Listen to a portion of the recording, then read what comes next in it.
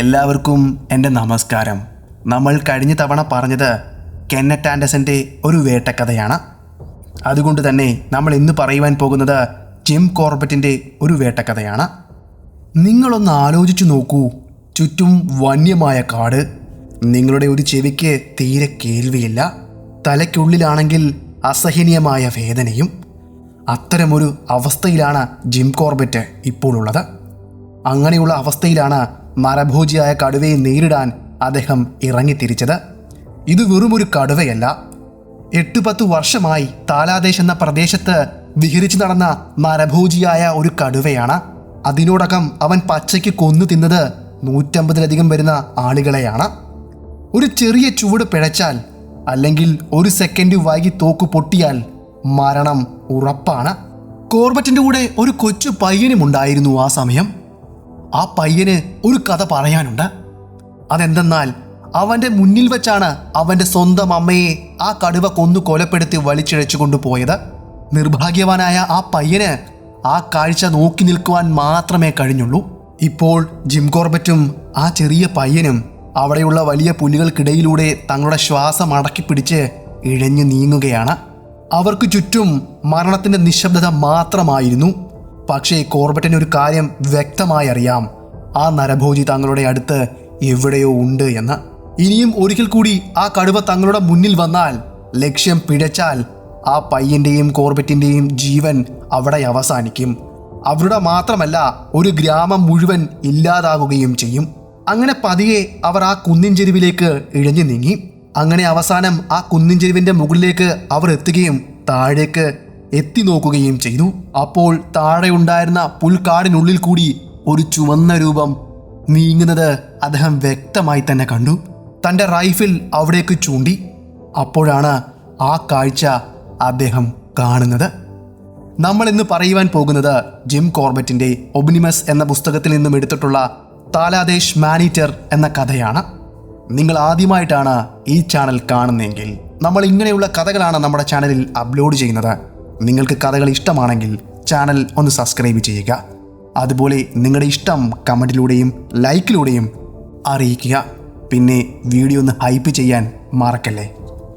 Welcome back to sniper school കഥകളിലൂടെ.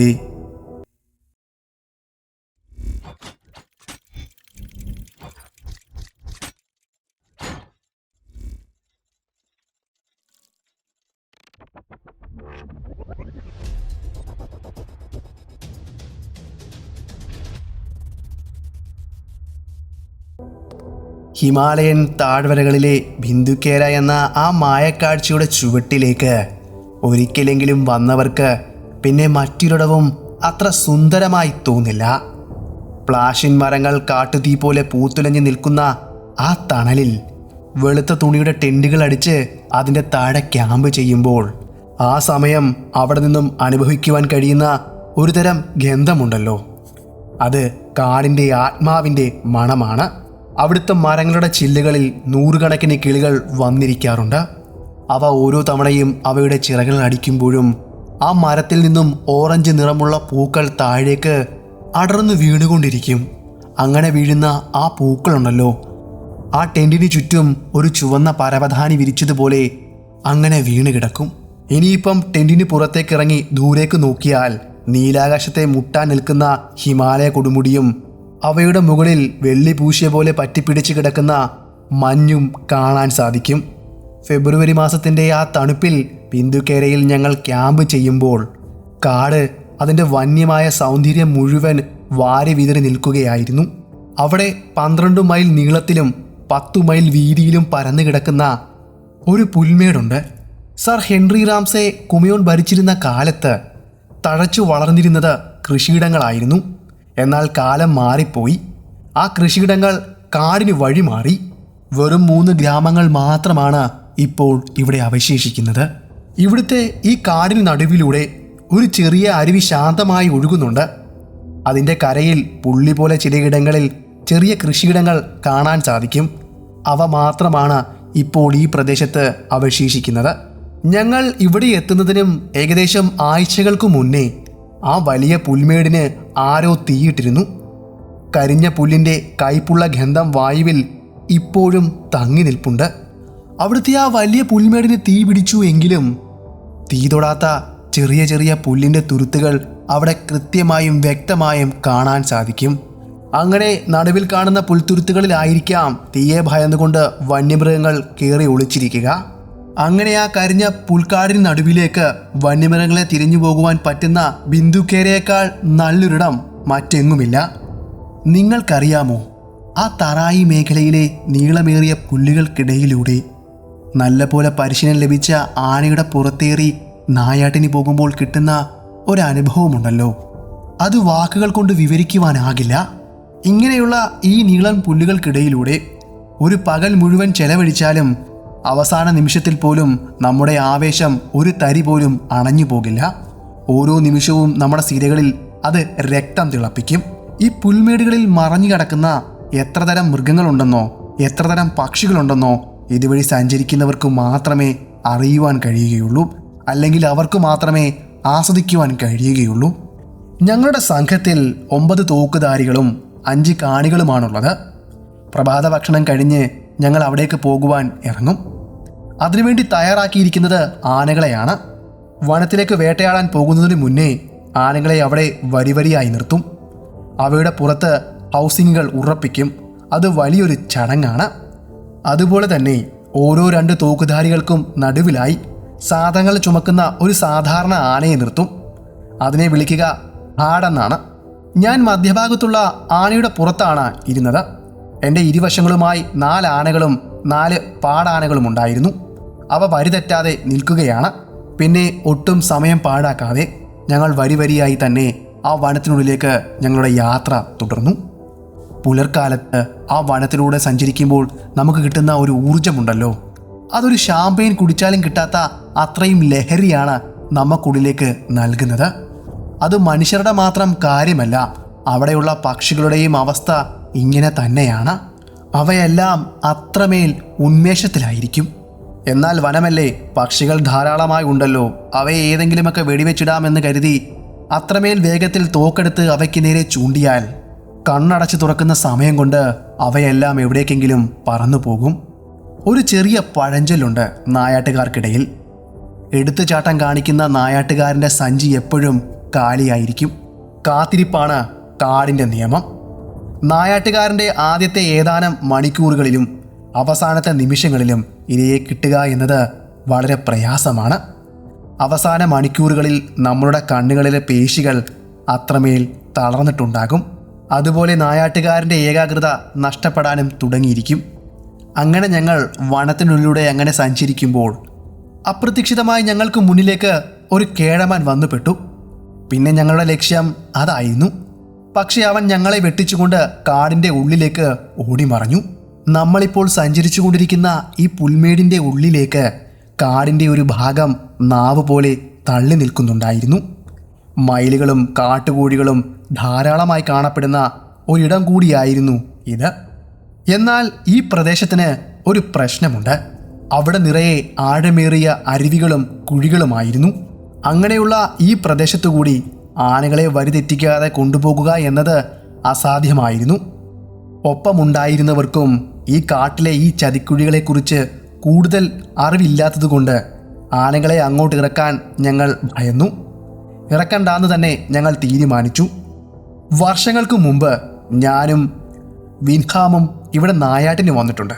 അപ്പോഴാണ് ഇവിടെ വെച്ച് അപൂർവങ്ങളിൽ അപൂർവമായ കാർഡൻ ബാറ്റിനെ ഞങ്ങൾ കാണാൻ ഇടയായത്. അത് ഒരുതരം വവ്വാലാണ്. ആദ്യമായി ഞങ്ങൾ കണ്ടത് ഈ പുല്ലുകൾക്കിടയിലൂടെ അത് പറന്നുയരുന്നതാണ്. ചിത്രശലഭങ്ങളെപ്പോലെ അതിസുന്ദരമായ വവ്വാലുകളാണ് അവ. ഈ നീളമേറിയ പുല്ലുകൾക്കിടയിലൂടെ സഞ്ചരിക്കുമ്പോഴാണ് അവയെ ഞങ്ങൾ കാണാൻ ഇടയായത്. വീണ്ടും ഞങ്ങൾ അവിടെ നിന്നും കുറച്ചു ദൂരം കൂടി മുന്നിലേക്ക് സഞ്ചരിച്ചു. അവിടെ ഒരിടം എത്തിയപ്പോഴേക്കും ആനകളെ നിർത്താൻ ഞാൻ പറഞ്ഞു. അങ്ങനെ കുറച്ച് സമയം ഞങ്ങൾ അവിടെ വിശ്രമിച്ചു. അതിനുശേഷം ഞങ്ങൾ വീണ്ടും അവിടെ നിന്ന് യാത്ര തുടർന്നു. 17 ആനകളും ഓരോ താളത്തിൽ ആ പുൽമേടുകൾക്കിടയിലൂടെ അവയെ വകഞ്ഞു മാറ്റി മുന്നിലേക്ക് നടന്നു തുടങ്ങി. വലിയ ആനകളുടെ കാലിനടിയിൽപ്പെട്ട് പുല്ലുകൾ ചതഞ്ഞരയുന്ന ശബ്ദം വ്യക്തമായി ഇപ്പോൾ കേൾക്കാൻ സാധിക്കും. ആനയുടെ വേർപ്പിൻ്റെ ഗന്ധവും കരിഞ്ഞ പുല്ലിൻ്റെ ചവർപ്പും ഈർപ്പമുള്ള മണ്ണിൻ്റെ മണവും കലർന്ന് ആ അന്തരീക്ഷം വല്ലാത്ത ഒരു വന്യത അവിടെ സൃഷ്ടിച്ചു. എവിടെയാണ് പുല്ലിൻ്റെ കനം കൂടുന്നത് അവിടെ ആനകൾ തമ്മിലുള്ള അകലം 100 വാരയായി ഞങ്ങൾ ചുരുക്കി. എന്നാൽ പുല്ലിൻ്റെ ഉയരം കുറയുന്നതനുസരിച്ച് ആനകൾ തമ്മിലുള്ള അകലം 200 വാരയോളം ഞങ്ങൾ അകറ്റുകയും ചെയ്തു. അങ്ങനെ ആ വടക്ക് ഹിമാലയൻ വെള്ളിപൂശിയ മലനിരകളെ ലക്ഷ്യമാക്കി ഏകദേശം 1 മൈലോളം ആ പുൽമേടിനെ അരിച്ചു പെറുക്കി ഞങ്ങൾ അതുവഴി നടന്നു നീങ്ങി. അതിൻ്റെ ഫലമായി ഏകദേശം 30 പക്ഷികളെയും 1 പുലിയെയും ഞങ്ങൾ അന്ന് വീഴ്ത്തി. ഓരോ വെടിയൊച്ചയും ആ താഴ്വരകളിൽ മുഴക്കം സൃഷ്ടിക്കുമ്പോൾ ആ കാട് ഭയന്നു വിറച്ചുകൊണ്ട് ഞങ്ങളെ നോക്കുന്നത് പോലെ ഞങ്ങൾക്ക് തോന്നുന്നുണ്ടായിരുന്നു. സിരകളിൽ ചോര തിളയ്ക്കുന്ന ആ നിമിഷങ്ങൾക്കിടയിലാണ് അപ്രതീക്ഷിതമായി ആ കാഴ്ച ഞങ്ങൾക്ക് മുന്നിൽ തെളിഞ്ഞു വന്നത്. ആ പുൽമേടിൻ്റെ ആഴങ്ങളിൽ നിന്നും ഒരു വലിയ മൂങ്ങ പറന്നുയരുന്ന കാഴ്ചയായിരുന്നു. എന്നാൽ അത് നമ്മൾ കാണുന്ന സാധാരണ ഒരു മൂങ്ങയല്ല.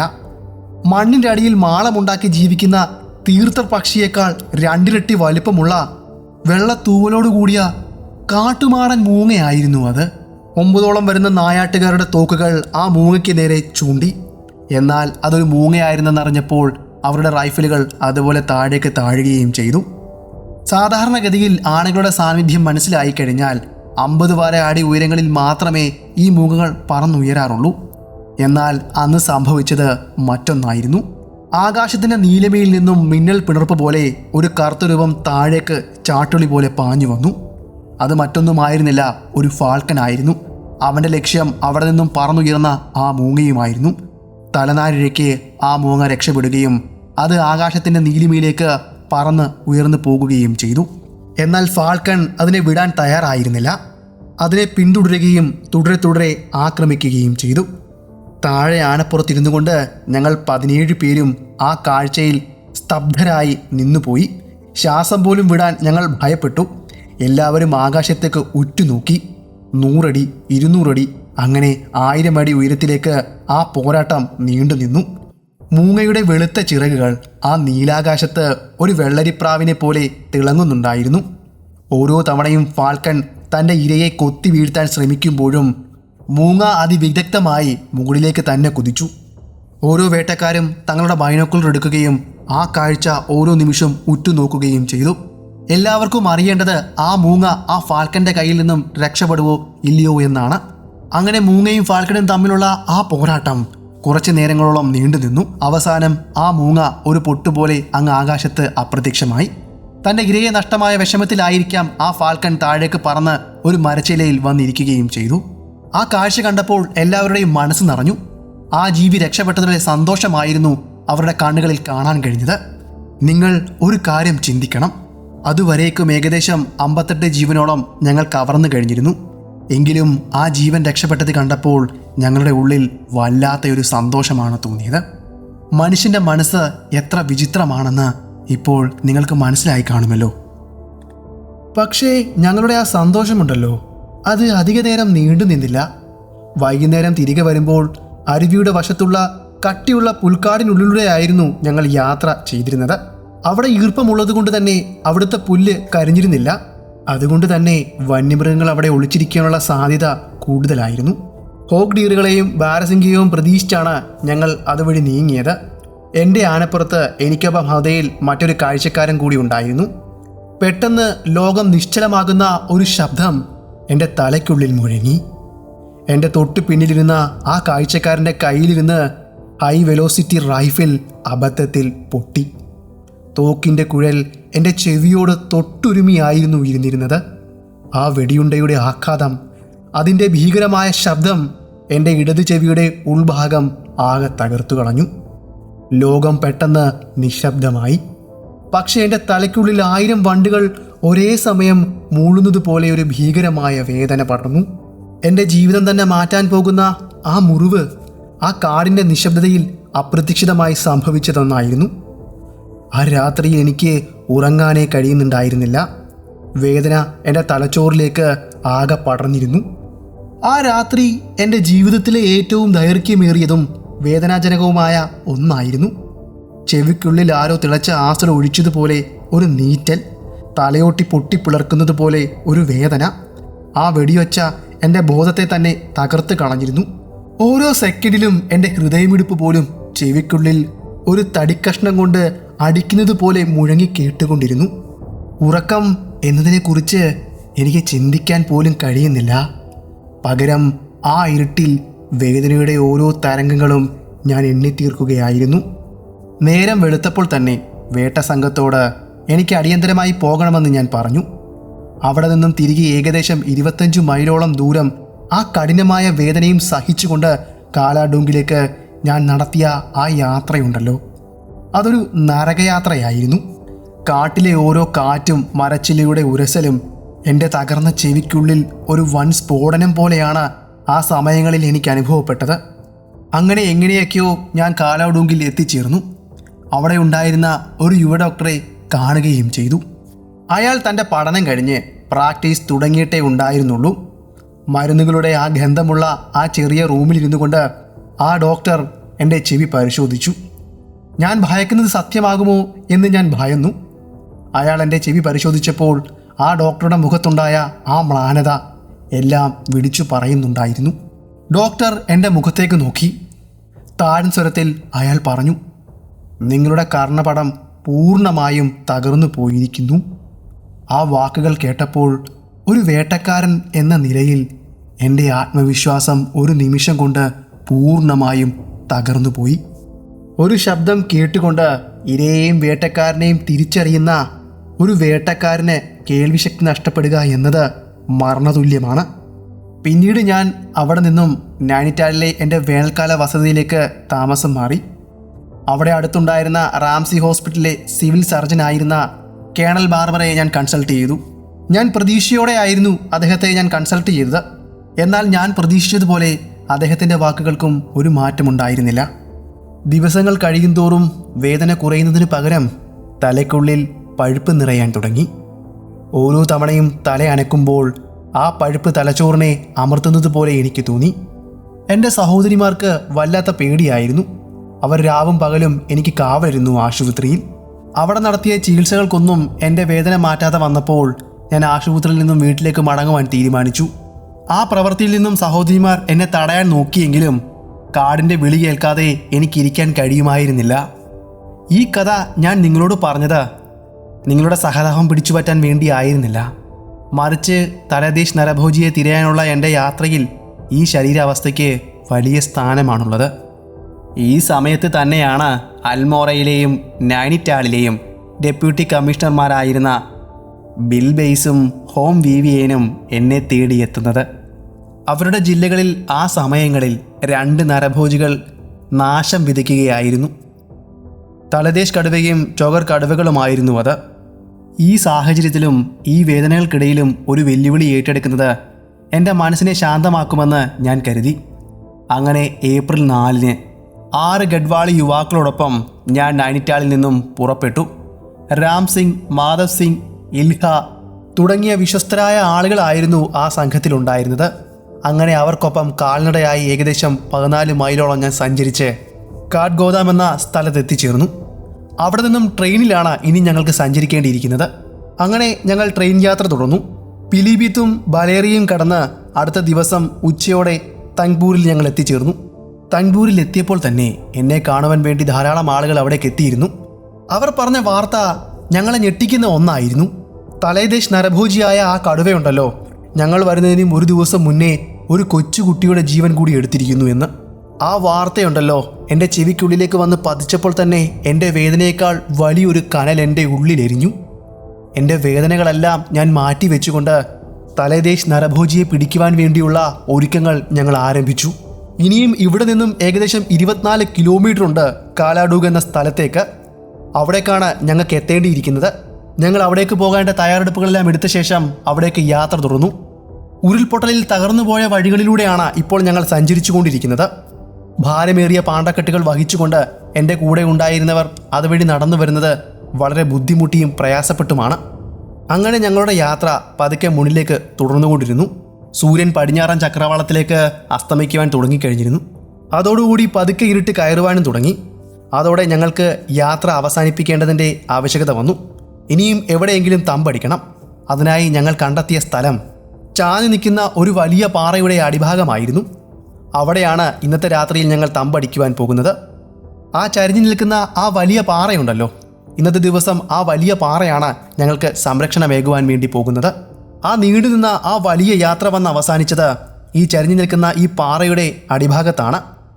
വിശപ്പും തളർച്ചയും കൊണ്ട് വിവശനായിരുന്നു ഞാൻ. അന്നത്തെ രാത്രിയിൽ ആ പാറയുടെ തണലിൽ ഞാനൊന്ന് കിടന്നു. എൻ്റെ കൈവശമുണ്ടായിരുന്ന ആ പൈപ്പെടുത്ത് പതിയെ വലിക്കുവാനും തുടങ്ങി. അങ്ങനെ പതുക്കെ പൈപ്പൊക്കെ വലിച്ചുകൊണ്ട് ഞാൻ ഏതൊക്കെയോ ചിന്തകളിൽ മുഴുകി.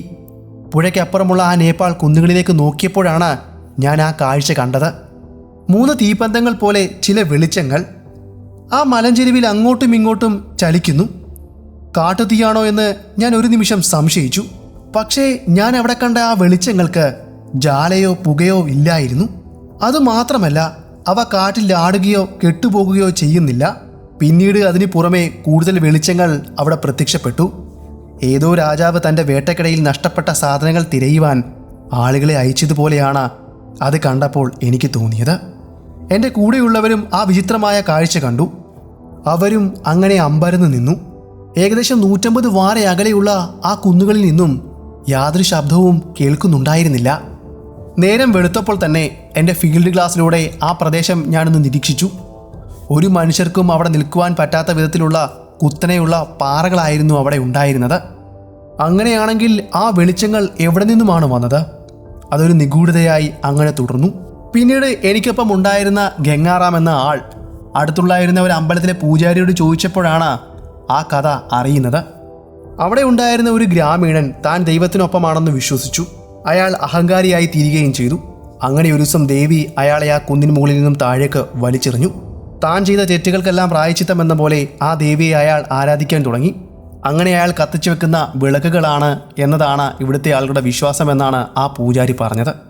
വിശ്വാസങ്ങൾ എന്തു തന്നെയായാലും ഞാൻ കണ്ട ആ കാഴ്ചയ്ക്ക് ശാസ്ത്രീയമായ ഒരു വിശദീകരണം നൽകുവാൻ ഇപ്പോഴും എനിക്ക് കഴിയുന്നില്ല. എൻ്റെ വേദനയേകുന്ന ചെവിയേക്കാൾ വലിയൊരു നിഗൂഢമായ ആ വെളിച്ചങ്ങൾ ഇന്നും എൻ്റെ മനസ്സിൽ മായാതെ തങ്ങി നിൽക്കുന്നുണ്ട്. അടുത്ത 6 മണിക്കൂർ വിശ്രമമില്ലാത്ത നടത്തമായിരുന്നു. ഗംഗാറാം എൻ്റെ ക്യാമറയും പിടിച്ചുകൊണ്ട് എനിക്കൊപ്പം തന്നെ നടന്നിരുന്നു. ബാക്കി 6 പേരും ഞങ്ങളുടെ പാണ്ടക്കെട്ടുകൾ ചുമന്നുകൊണ്ട് ഞങ്ങൾക്ക് പിന്നാലെ ആ കൊടുങ്കാട്ടിലൂടെ നടന്നു. ശാരദാ നദിയുടെ തീരത്തുകൂടിയും വലിയ കുന്നുകൾ കയറിയും ഞങ്ങളുടെ ലക്ഷ്യസ്ഥാനമായ തലാദേശ് ലക്ഷ്യമാക്കി ഞങ്ങൾ കുതിച്ചു. 4000 അടി ഉയരമുള്ള ആ വലിയ മല കയറുക എന്നത് ആ ഏപ്രിൽ മാസത്തിലെ കഠിനമായ ചൂടിൽ വലിയ പരീക്ഷണം തന്നെയായിരുന്നു. സൂര്യൻ ഞങ്ങളുടെ തലയ്ക്ക് മുകളിൽ ആളിപ്പടരുന്നു. നിഴൽ പോലും ഞങ്ങളെ സഹായിക്കാനില്ലാത്ത ഒരവസ്ഥ. ആ കുത്തനെയുള്ള പാതയിലൂടെ നടക്കുമ്പോഴും എൻ്റെ കാലുകൾ വിറയ്ക്കുന്നുണ്ടായിരുന്നു. എങ്കിലും എൻ്റെ ഉള്ളിലെ വേട്ടക്കാരന് യാതൊരു തളർച്ചയും ഉണ്ടായിരുന്നില്ല. വളവുകളൊന്നുമില്ലാത്ത നേരിട്ട് മുകളിലേക്ക് കുതിക്കുന്ന ആ വഴി മനുഷ്യന് സാധ്യമായതിലും അതികഠിനമായിരുന്നു. ഓരോ ചുവടും വലിയ ഭാരത്തോടെയാണ് ഞങ്ങൾ മുന്നോട്ട് വെച്ചത്. ശ്വാസം മുട്ടിക്കുന്ന ആ ചൂടിൽ വായു പോലും തിളയ്ക്കുന്നത് പോലെ തോന്നി. സൂര്യൻ പടിഞ്ഞാറൻ ചക്രവാളത്തിലേക്ക് അസ്തമിക്കുവാൻ തിടുക്ക് കൂട്ടിയപ്പോൾ തന്നെ ഞങ്ങൾ ആ ചെറിയ ഗ്രാമത്തിൻ്റെ അരികിലേക്ക് എത്തിക്കഴിഞ്ഞിരുന്നു. ചുക്ക എന്ന ഗ്രാമത്തിലൂടെ ഞങ്ങൾ കടന്നു പോകുമ്പോൾ ആ ഗ്രാമത്തിലെ ഗ്രാമീണർ ഞങ്ങൾക്ക് വലിയ മുന്നറിയിപ്പാണ് നൽകിയത്.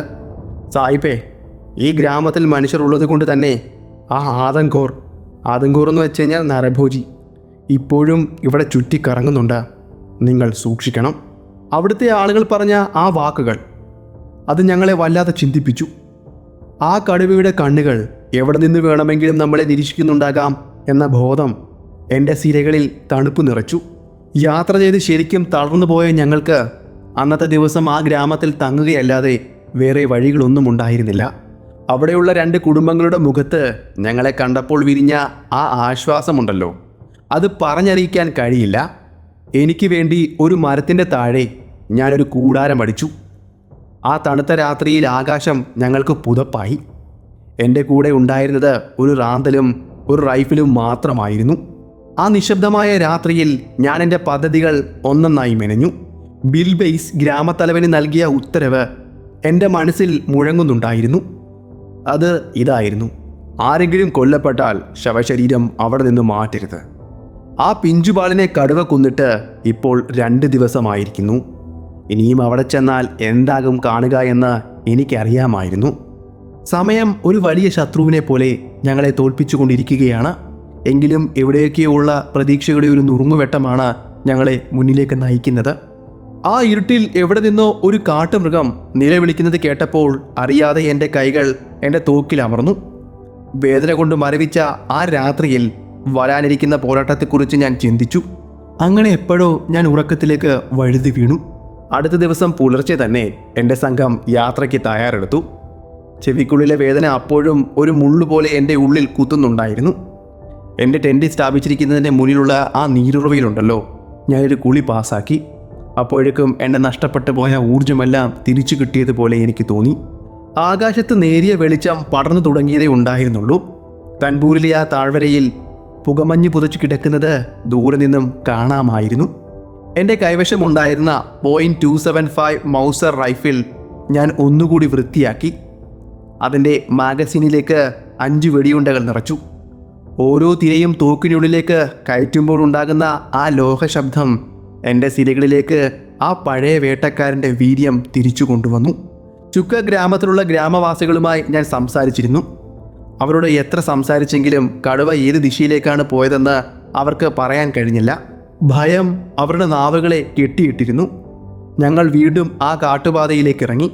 ചുറ്റും ഒന്നുകൂടി നിരീക്ഷിച്ചു.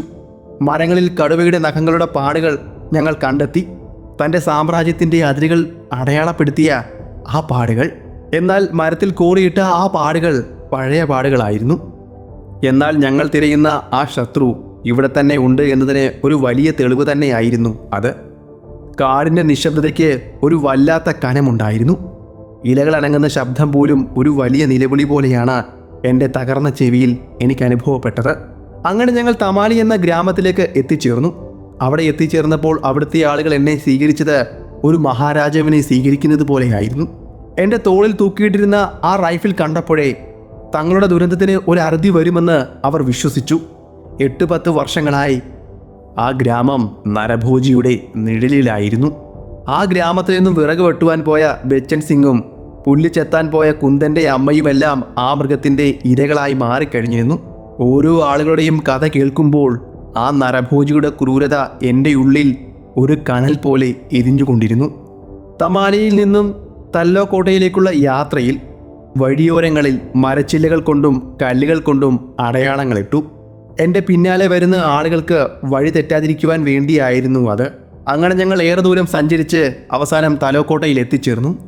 തലോക്കോട്ടയിലെ കവാടം കടന്നപ്പോൾ തന്നെ അവിടുത്തെ ആളുകൾ ആർത്ത് വിളിക്കുന്നുണ്ടായിരുന്നു, സാഹിബ് വന്നേ, സാഹിബ് വന്നേ എന്ന്. അവിടെ എത്തിയപ്പോഴും ഞങ്ങളെ കാത്തിരുന്നത് മറ്റൊന്നുമായിരുന്നില്ല, ഒരു ദുരന്ത വാർത്ത തന്നെയായിരുന്നു. 2 ദിവസം മുന്നേ ആ കടുവ ഇവിടെ എത്തി ഒരു സ്ത്രീയെ പിടിച്ചുകൊണ്ട് പോയി എന്ന വാർത്തയായിരുന്നു ഞങ്ങൾ കേട്ടത്. ആ സ്ത്രീയുടെ 17 വയസ്സുള്ള മകൻ ഡുംഗർ സിംഗ് എൻ്റെ അടുത്തേക്ക് ഓടി വന്നു. അവൻ്റെ കണ്ണുകളിൽ കണ്ണീരല്ല, പകരം വല്ലാത്ത നിശ്ചയദാർഢ്യമായിരുന്നു. സാബ്, എൻ്റെ അമ്മയെ ആ മൃഗം പിടിച്ച ഇടം ഞാൻ കാണിച്ചു തരാം. ഈ കാര്യം അവൻ എന്നോട് പറഞ്ഞപ്പോൾ അവൻ്റെ ആ ധൈര്യം എന്നെ വല്ലാതെ അത്ഭുതപ്പെടുത്തി. ആ ബാലൻ നിരായുധനാണെങ്കിലും ആ മരണത്തിൻ്റെ ഗുഹയിലേക്ക് എന്നെ നയിക്കാൻ അവൻ തയ്യാറായിരുന്നു. മലഞ്ചെരിവിലൂടെ താഴേക്ക് ഇറങ്ങുമ്പോൾ ആ കാടിൻ്റെ ഭാവമാകെ മാറി. ഉയരമുള്ള പുല്ലുകൾക്കിടയിൽ എവിടെയോ ആ നരഭോജി ഒളിച്ചിരിക്കുന്നുണ്ടെന്ന് ലെങ്കൂർ കുരങ്ങുകളും ബാർക്കിംഗ് ഡീറുകളും അലാറം വിളികളോടെ ഞങ്ങൾക്ക് മുന്നറിയിപ്പുകൾ നൽകി. എൻ്റെ ഇടത് ചെവിയുടെ കേൾവിശക്തി പൂർണ്ണമായും നഷ്ടപ്പെട്ടതിനാൽ എന്തെങ്കിലും നിനക്ക് പറയാനുണ്ടെങ്കിൽ എൻ്റെ വലത് ചെവിയുടെ ഭാഗത്തേക്ക് വന്ന് മന്ത്രിക്കണമെന്ന് ഞാൻ ഡെങ്കുവിനോട് പറഞ്ഞു. അങ്ങനെ ഞങ്ങൾ ഇരുവരും ആ താഴ്വരയുടെ ആഴങ്ങളിലേക്ക് നടന്നു. അവിടെ ഞങ്ങൾക്ക് ആകാശത്തേക്ക് മുട്ടുന്ന വലിയ പാറക്കഷ്ണങ്ങൾ കാണുവാൻ സാധിച്ചു. അതിൻ്റെ അടിയിലുള്ള ഉണങ്ങിയ ഇലകളിൽ രക്തത്തിൻ്റെ മണം ഇപ്പോഴും തങ്ങി നിൽക്കുന്നുണ്ടായിരുന്നു. ഞങ്ങൾ ആ താഴ്വരയുടെ ആഴങ്ങളിലേക്ക് ഇറങ്ങിയപ്പോൾ കാട് അതിൻ്റെ ഭീകരത പുറത്തെടുക്കാൻ തുടങ്ങിക്കഴിഞ്ഞിരുന്നു. ഡെങ്കു സിംഗ് മുന്നിലേക്ക് നടക്കുമ്പോൾ അവൻ്റെ ഓരോ കാൽവെപ്പും വന്യമായ ആ നിശബ്ദതയെ കീറി മുറിക്കുന്നത് പോലെ എനിക്ക് തോന്നി.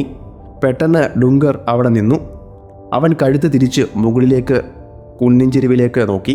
അവിടെ ഞങ്ങൾ കുറച്ചു മുമ്പ് നിന്നിരുന്ന ആ പാറയുണ്ടല്ലോ, ആ പാറയുടെ മുകളിൽ ഗ്രാമവാസികൾ വരിവരിയായി നിൽക്കുന്നതാണ് ഞങ്ങൾക്ക് കാണുവാൻ സാധിച്ചത്.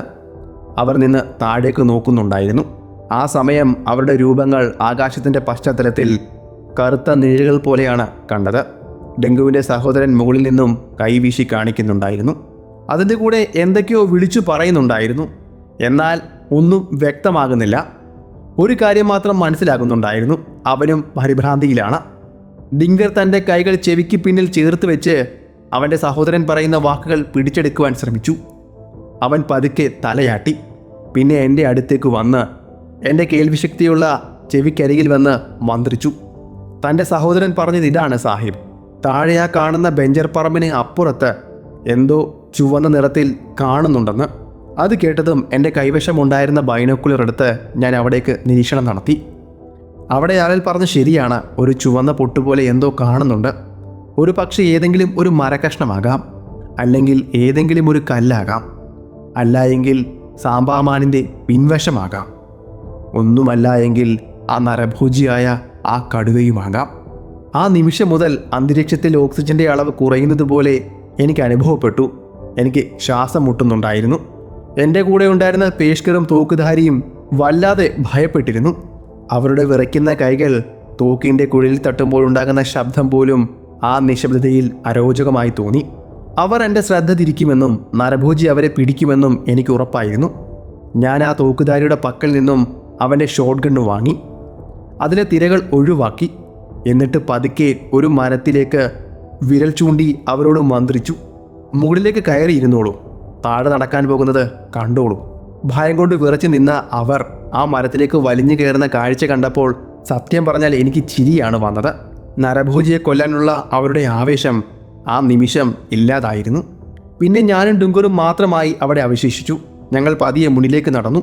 ആ ബെഞ്ചർ പറമ്പിലൂടെ ഞങ്ങൾ പതിയെ മുട്ടിലിഴഞ്ഞ് നീങ്ങുവാൻ തുടങ്ങി.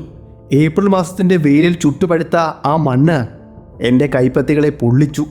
അവിടുത്തെ ഉണങ്ങിയ പുല്ലുകളുണ്ടല്ലോ, അതെൻ്റെ കയ്യിലും കാലിലുമെല്ലാം മുറിവുകളുണ്ടാക്കി. ഞങ്ങളുടെ ശ്വാസം ഓരോ തവണയും പുറത്തേക്ക് വിടുമ്പോൾ അത് പുല്ലുകൾക്കിടയിൽ മർമ്മരമുണ്ടാക്കുന്നുണ്ടായിരുന്നു. ഞങ്ങൾ ഓരോ ഇഞ്ചും വളരെ സമാധാനത്തോടെയാണ് മുന്നിലേക്ക് നീങ്ങിയത്. എൻ്റെ ഹൃദയമെടുപ്പ് പണ്ട് തകർന്നുപോയ എൻ്റെ ചെവിക്കുള്ളിൽ ഒരു പെരുമ്പറ കണക്കെ മുഴങ്ങുന്നുണ്ടായിരുന്നു. അങ്ങനെ ഒടുവിൽ ഞങ്ങൾ ഇഴഞ്ഞിഴഞ്ഞ് ആ പറമ്പിൻ്റെ അറ്റത്തുള്ള ഒരു വലിയ പാറയുടെ മറവിലെത്തി. താഴെയുള്ള താഴ്വരയിലേക്ക് നോക്കിയപ്പോൾ എൻ്റെ കണ്ണുകളെ എനിക്ക് വിശ്വസിക്കാനായില്ല. ഏതാണ്ട് 120 വാര അകലെ ഒരു ചെറിയ അരുവിയുടെ കരയിൽ 2 വമ്പൻ കടുവകൾ സുഖമായി ഉറങ്ങിക്കിടക്കുന്നു. ഒന്ന് ഒരു വശത്തേക്ക് ചരിഞ്ഞു കിടക്കുന്നു, മറ്റേത് കാലുകൾ ആകാശത്തേക്ക് നീട്ടി മലർന്നു കിടക്കുകയാണ്. അവയുടെ വാലുകൾ ആ കാറ്റിൽ മെല്ലെ മെല്ലെ അനങ്ങുന്നുണ്ടായിരുന്നു. അതുകൊണ്ട് തന്നെ അവർ എത്രത്തോളം അവിടെ സുരക്ഷിതരാണെന്ന് അവർക്ക് ഉറപ്പുള്ളതുപോലെ എനിക്ക് തോന്നി. ഞങ്ങൾ തിരയുന്ന ആ നരഭോജിക്ക് ഒരു പങ്കാളി കൂടി ഉണ്ടെന്ന് ഞാൻ അപ്പോൾ മാത്രമാണ് മനസ്സിലാക്കിയത്. എൻ്റെ വിരലുകൾ മെല്ലെ തോക്കിൻ്റെ ട്രിഗറിലേക്ക് നീങ്ങി. എൻ്റെ ലക്ഷ്യം ആ ദൂരെയുള്ള കടുവയായിരുന്നു. ഞാൻ കൈകൾ നിലത്തുറപ്പിച്ചു. തോക്കിൻ്റെ കുഴൽ ആ കടുവയുടെ ഹൃദയത്തിന് നേരെ തിരിച്ചു. ആ നിമിഷം കാട് മുഴുവൻ ശ്വാസം അടക്കി പിടിച്ച് നിൽക്കുന്നതായി എനിക്ക് തോന്നി. 1 സെക്കൻഡ്, 2 സെക്കൻഡ്. ദാരുണമായ ആ വെടിയൊച്ച താഴ്വരയെ പിടിച്ചു കുലുക്കി. ആ വെടിയൊച്ച താഴ്വരയുടെ ഹൃദയത്തെ പിളർക്കുന്നത് പോലെയാണ് മുഴങ്ങിയത്. കടുവയുടെ ആഘാതമായ നിദ്ര കണ്ടപ്പോൾ എൻ്റെ ഉള്ളിൽ ആദ്യം തോന്നിയത് അവരോടുള്ള ഒരുതരം ബഹുമാനമാണ്. പക്ഷേ ആ അടുത്ത നിമിഷം തന്നെ ഡുങ്കർ സിംഗിൻ്റെ അമ്മയുടെ മുഖം എൻ്റെ ഓർമ്മയിൽ തെളിഞ്ഞു വന്നു. ഇതിനെ ആദ്യം വീഴ്ത്തണം എന്നതായിരുന്നു എൻ്റെ മുന്നിലുണ്ടായിരുന്ന ഏറ്റവും വലിയ ചോദ്യം. ഇടതുവശത്തുള്ള കടുവയുടെ തല മലയിലേക്ക് തിരിഞ്ഞു കിടക്കുകയാണ്. അതിൻ്റെ ചുവന്ന രോമങ്ങൾ വെയിലിൽ തിളങ്ങുന്നുണ്ട്. രണ്ടാമത്തേതാകട്ടെ വയർ മലയിലേക്ക് തിരിച്ചു വെച്ച് വാല് താഴേക്ക് തൂക്കി സമാധാനമായി ഉറങ്ങുന്നു. ഞാനെൻ്റെ റൈഫിൽ പതുക്കെ ഉയർത്തി.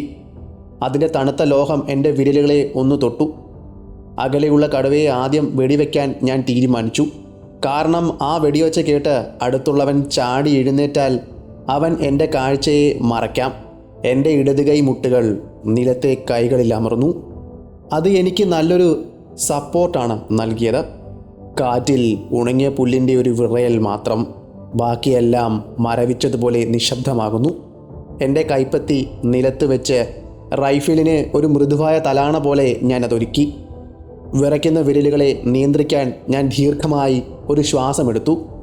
എൻ്റെ ശ്വാസം പോലും ആ നിശബ്ദതയെ ഭേദിക്കുന്നുണ്ടായിരുന്നു.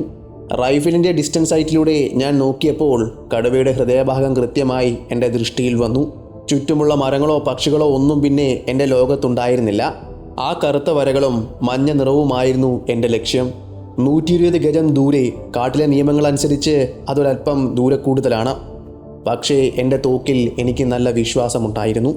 പതുക്കെ, വളരെ പതുക്കെ ഞാൻ എൻ്റെ ട്രിഗറിൽ വിരലമർത്തി. നിമിഷങ്ങൾ യുഗങ്ങൾ പോലെ കടന്നുപോയി. ആ കൊച്ചുകാട്ടിലെ നിശബ്ദതയെ കീറി മുറിച്ചുകൊണ്ട് എൻ്റെ റൈഫിൽ ഒന്ന് ഗർജിച്ചു. ആ വെടിയൊച്ച താഴ്വരയുടെ ഹൃദയം പിളർന്നതുപോലെയാണ് മുഴങ്ങിയത്. ചുട്ടുപഴുത്ത വെടിയുണ്ട കാട്ടിലെ ഈർപ്പത്തെ കീറി മുറിച്ച് ആ ദൂരെയുള്ള കടുവയുടെ ശരീരത്തിൽ ചെന്നു പതിച്ചു. വെടിയുണ്ടയുടെ ആഘാതത്തിൽ ആ കടുവ ഒന്ന് വിറച്ചതേയുള്ളൂ. പിന്നെ ഒരു ചലനവുമില്ലാതെ അത് ആ മണ്ണിലേക്ക് അമർന്നു പോയി. എൻ്റെ തോക്കിനുള്ളിലെ ആ കരിമരുന്നിൻ്റെ കയ്പുള്ള ഗന്ധം മൂക്കിലേക്ക് അടിച്ചു കയറി. ആ നിമിഷം കാട് ഭയപ്പാടോടെ നിശബ്ദമായി. തൊട്ടടുത്ത് കിടന്നിരുന്ന ഒന്നാമത്തെ കടുവ ഒരു വസന്തകാല സ്വപ്നത്തിൽ നിന്നും ഞെട്ടി എഴുന്നേൽക്കുന്നത് പോലെ മുകളിലേക്ക് കുതിച്ചുയർന്നു. അതിൻ്റെ ചുവന്ന കണ്ണുകളിൽ പകപ്പും അതിലേറെ ഭയവുമായിരുന്നു. തൻ്റെ കൂടെ ഉണ്ടായിരുന്ന പങ്കാളിക്കോ സഹോദരനോ എന്ത് സംഭവിച്ചു എന്ന് മനസ്സിലാകാതെ അത് ഒരു നിമിഷം തരിച്ചു നിന്നു. 5 അടിയോളം വരുന്ന അരുവിക്കപ്പുറത്തേക്ക് ഒറ്റച്ചാട്ടത്തിന് അത് ഓടിയെത്തി. അവിടെ നിന്നും എൻ്റെ വീണുപോയ കൂട്ടുകാരനെ അത് അവസാനമായി ഒന്ന് നോക്കി. എൻ്റെ വിരൽ വീണ്ടും ട്രിഗറിൽ അമർന്നു. എൻ്റെ തോക്കിൻ്റെ കുഴൽ 1 ലക്ഷത്തിൽ നിന്നും മറ്റൊരു ലക്ഷത്തിലേക്ക് നീങ്ങിയത് 1 സെക്കൻഡ് പോലും എടുക്കാതെയാണ്. രണ്ടാമത്തെ വെടിയുണ്ടയും ലക്ഷ്യം തെറ്റാതെ ആ രണ്ടാമത്തെ കടുവയുടെ ശരീരത്തിലേക്ക് തുളച്ചു കയറി. അത് വേദന കൊണ്ട് ഒന്ന് ഗർജിക്കാൻ പോലും കഴിയാതെ പിന്നിലേക്ക് മറിഞ്ഞു. അതുവഴി മഴവെള്ളം ഒഴുകുന്ന ആഴമേറിയ തോട്ടിലേക്കാണ് അത് വന്നു വീണത്. കാഴ്ചയിൽ നിന്നും അത് പൂർണ്ണമായും അതോടെ അപ്രത്യക്ഷമായി. തോക്ക് ഒന്ന് റീലോഡ് ചെയ്തു. തോക്കിൻ്റെ വെടിയുണ്ട ഒന്ന് ലോക്കായി. അതിൻ്റെ ക്ലിക്ക് ശബ്ദം എൻ്റെ ചെവിയിൽ ഒരു വലിയ സ്ഫോടനം പോലെയാണ് തോന്നിയത്. എൻ്റെ കൈകൾ അപ്പോഴും ഉറച്ചു തന്നെയായിരുന്നു നിന്നിരുന്നത്. പക്ഷേ മനസ്സ് ഒരു വല്ലാത്ത പിരിമുറുക്കത്തിലായിരുന്നു. പണ്ട് ആ വേട്ടക്കിടയിൽ തകർന്നു പോയ എൻ്റെ ചെവിക്കുള്ളിൽ ഇപ്പോൾ ഈ വെടിയുണ്ടകൾ ഇരട്ടി ശക്തിയോടെയാണ് വന്നടിക്കുന്നത്. ഓരോ സെക്കൻഡും ഒരു യുഗം പോലെയാണ് എനിക്ക് തോന്നുന്നത്. പെട്ടെന്നാണ് ആ ഗുൽമോഹൻ ചെടികൾക്ക് പിന്നിൽ ഒരു അനക്കം എൻ്റെ ശ്രദ്ധയിൽപ്പെട്ടത്. ഇലകൾക്കിടയിലൂടെ ഒരു കറുത്ത നിഴൽ മെല്ലെ നീങ്ങുന്നതാണ് ഞാൻ കണ്ടത്. 2 കടുവകൾക്ക് തൊട്ടടുത്ത് മറ്റേതെങ്കിലും ഒരു മൃഗം ഉണ്ടാകുക എന്നത് അസാധ്യമാണ്. അതുകൊണ്ട് തന്നെ അത് 3ാമത്തെ കടുവയാണെന്ന് ഞാൻ ഉറപ്പിച്ചു. എൻ്റെ ശ്വാസം വീണ്ടും നിലച്ചു. ആ ചെടികൾക്കിടയിൽ നിന്നും ആ ഗാംഭീര്യമുള്ള രൂപം പുറത്തേക്ക് വന്നു. അതൊരു വലിയ പെൺകടുവയായിരുന്നു. അവൾ അവിടെ ഇപ്പോൾ തൻ്റെ മക്കളെ തിരയുകയാണ്. അവളുടെ കണ്ണുകളിലെ ആകുലതകൾ കണ്ടപ്പോൾ എനിക്കത് മനസ്സിലായി. അവൾ ആ പുൽമേട്ടിലൂടെ വലതുവശത്തേക്ക് നീങ്ങാൻ തുടങ്ങി. എൻ്റെ തോക്ക് അവളെ ലക്ഷ്യം വെച്ചു. അവൾ ഒരു നിമിഷം ഒന്ന് നിന്നു, ആകാശത്തേക്ക് നോക്കി. ഒരു ദീർഘശ്വാസം എടുക്കുന്നത് പോലെ എനിക്ക് തോന്നി. ആ ഒരു നിമിഷം മതിയായിരുന്നു എൻ്റെ അടുത്ത തിരയും ആ കടുവയുടെ ശരീരത്തിലേക്ക് വന്നു തറയ്ക്കാൻ. വെടിയേറ്റ ആ കടുവ പാറക്കെട്ടിൻ്റെ അരികിലേക്ക് ഉരുണ്ടു വീണു. ഞാൻ കണ്ട സാധാരണ കടുവകൾ വീഴുന്നത് പോലെ ആയിരുന്നില്ല അത്. ആദ്യം അത് നിശ്ചലമായി കിടന്നു. പിന്നെ പതുക്കെ ആ ചരിവിലൂടെ താഴേക്ക് വീഴാൻ തുടങ്ങി. മണ്ണും കല്ലും അവനോടൊപ്പം താഴേക്ക് പതിക്കുന്നുണ്ടായിരുന്നു. താഴെയുള്ള ആഴമേറിയ താഴ്വരയിലേക്ക് പതിക്കുമെന്നാണ് ഞാൻ കരുതിയിരുന്നത്. എന്നാൽ അവിടെ ഉണ്ടായിരുന്ന പഴയൊരു പൈൻ മരത്തിൻ്റെ മുകളിലേക്കാണ് ആ കടുവ വന്നു വീണത്. അത് ചില്ലകളിൽ അങ്ങനെ ഉടക്കി തൂങ്ങിക്കിടന്നു.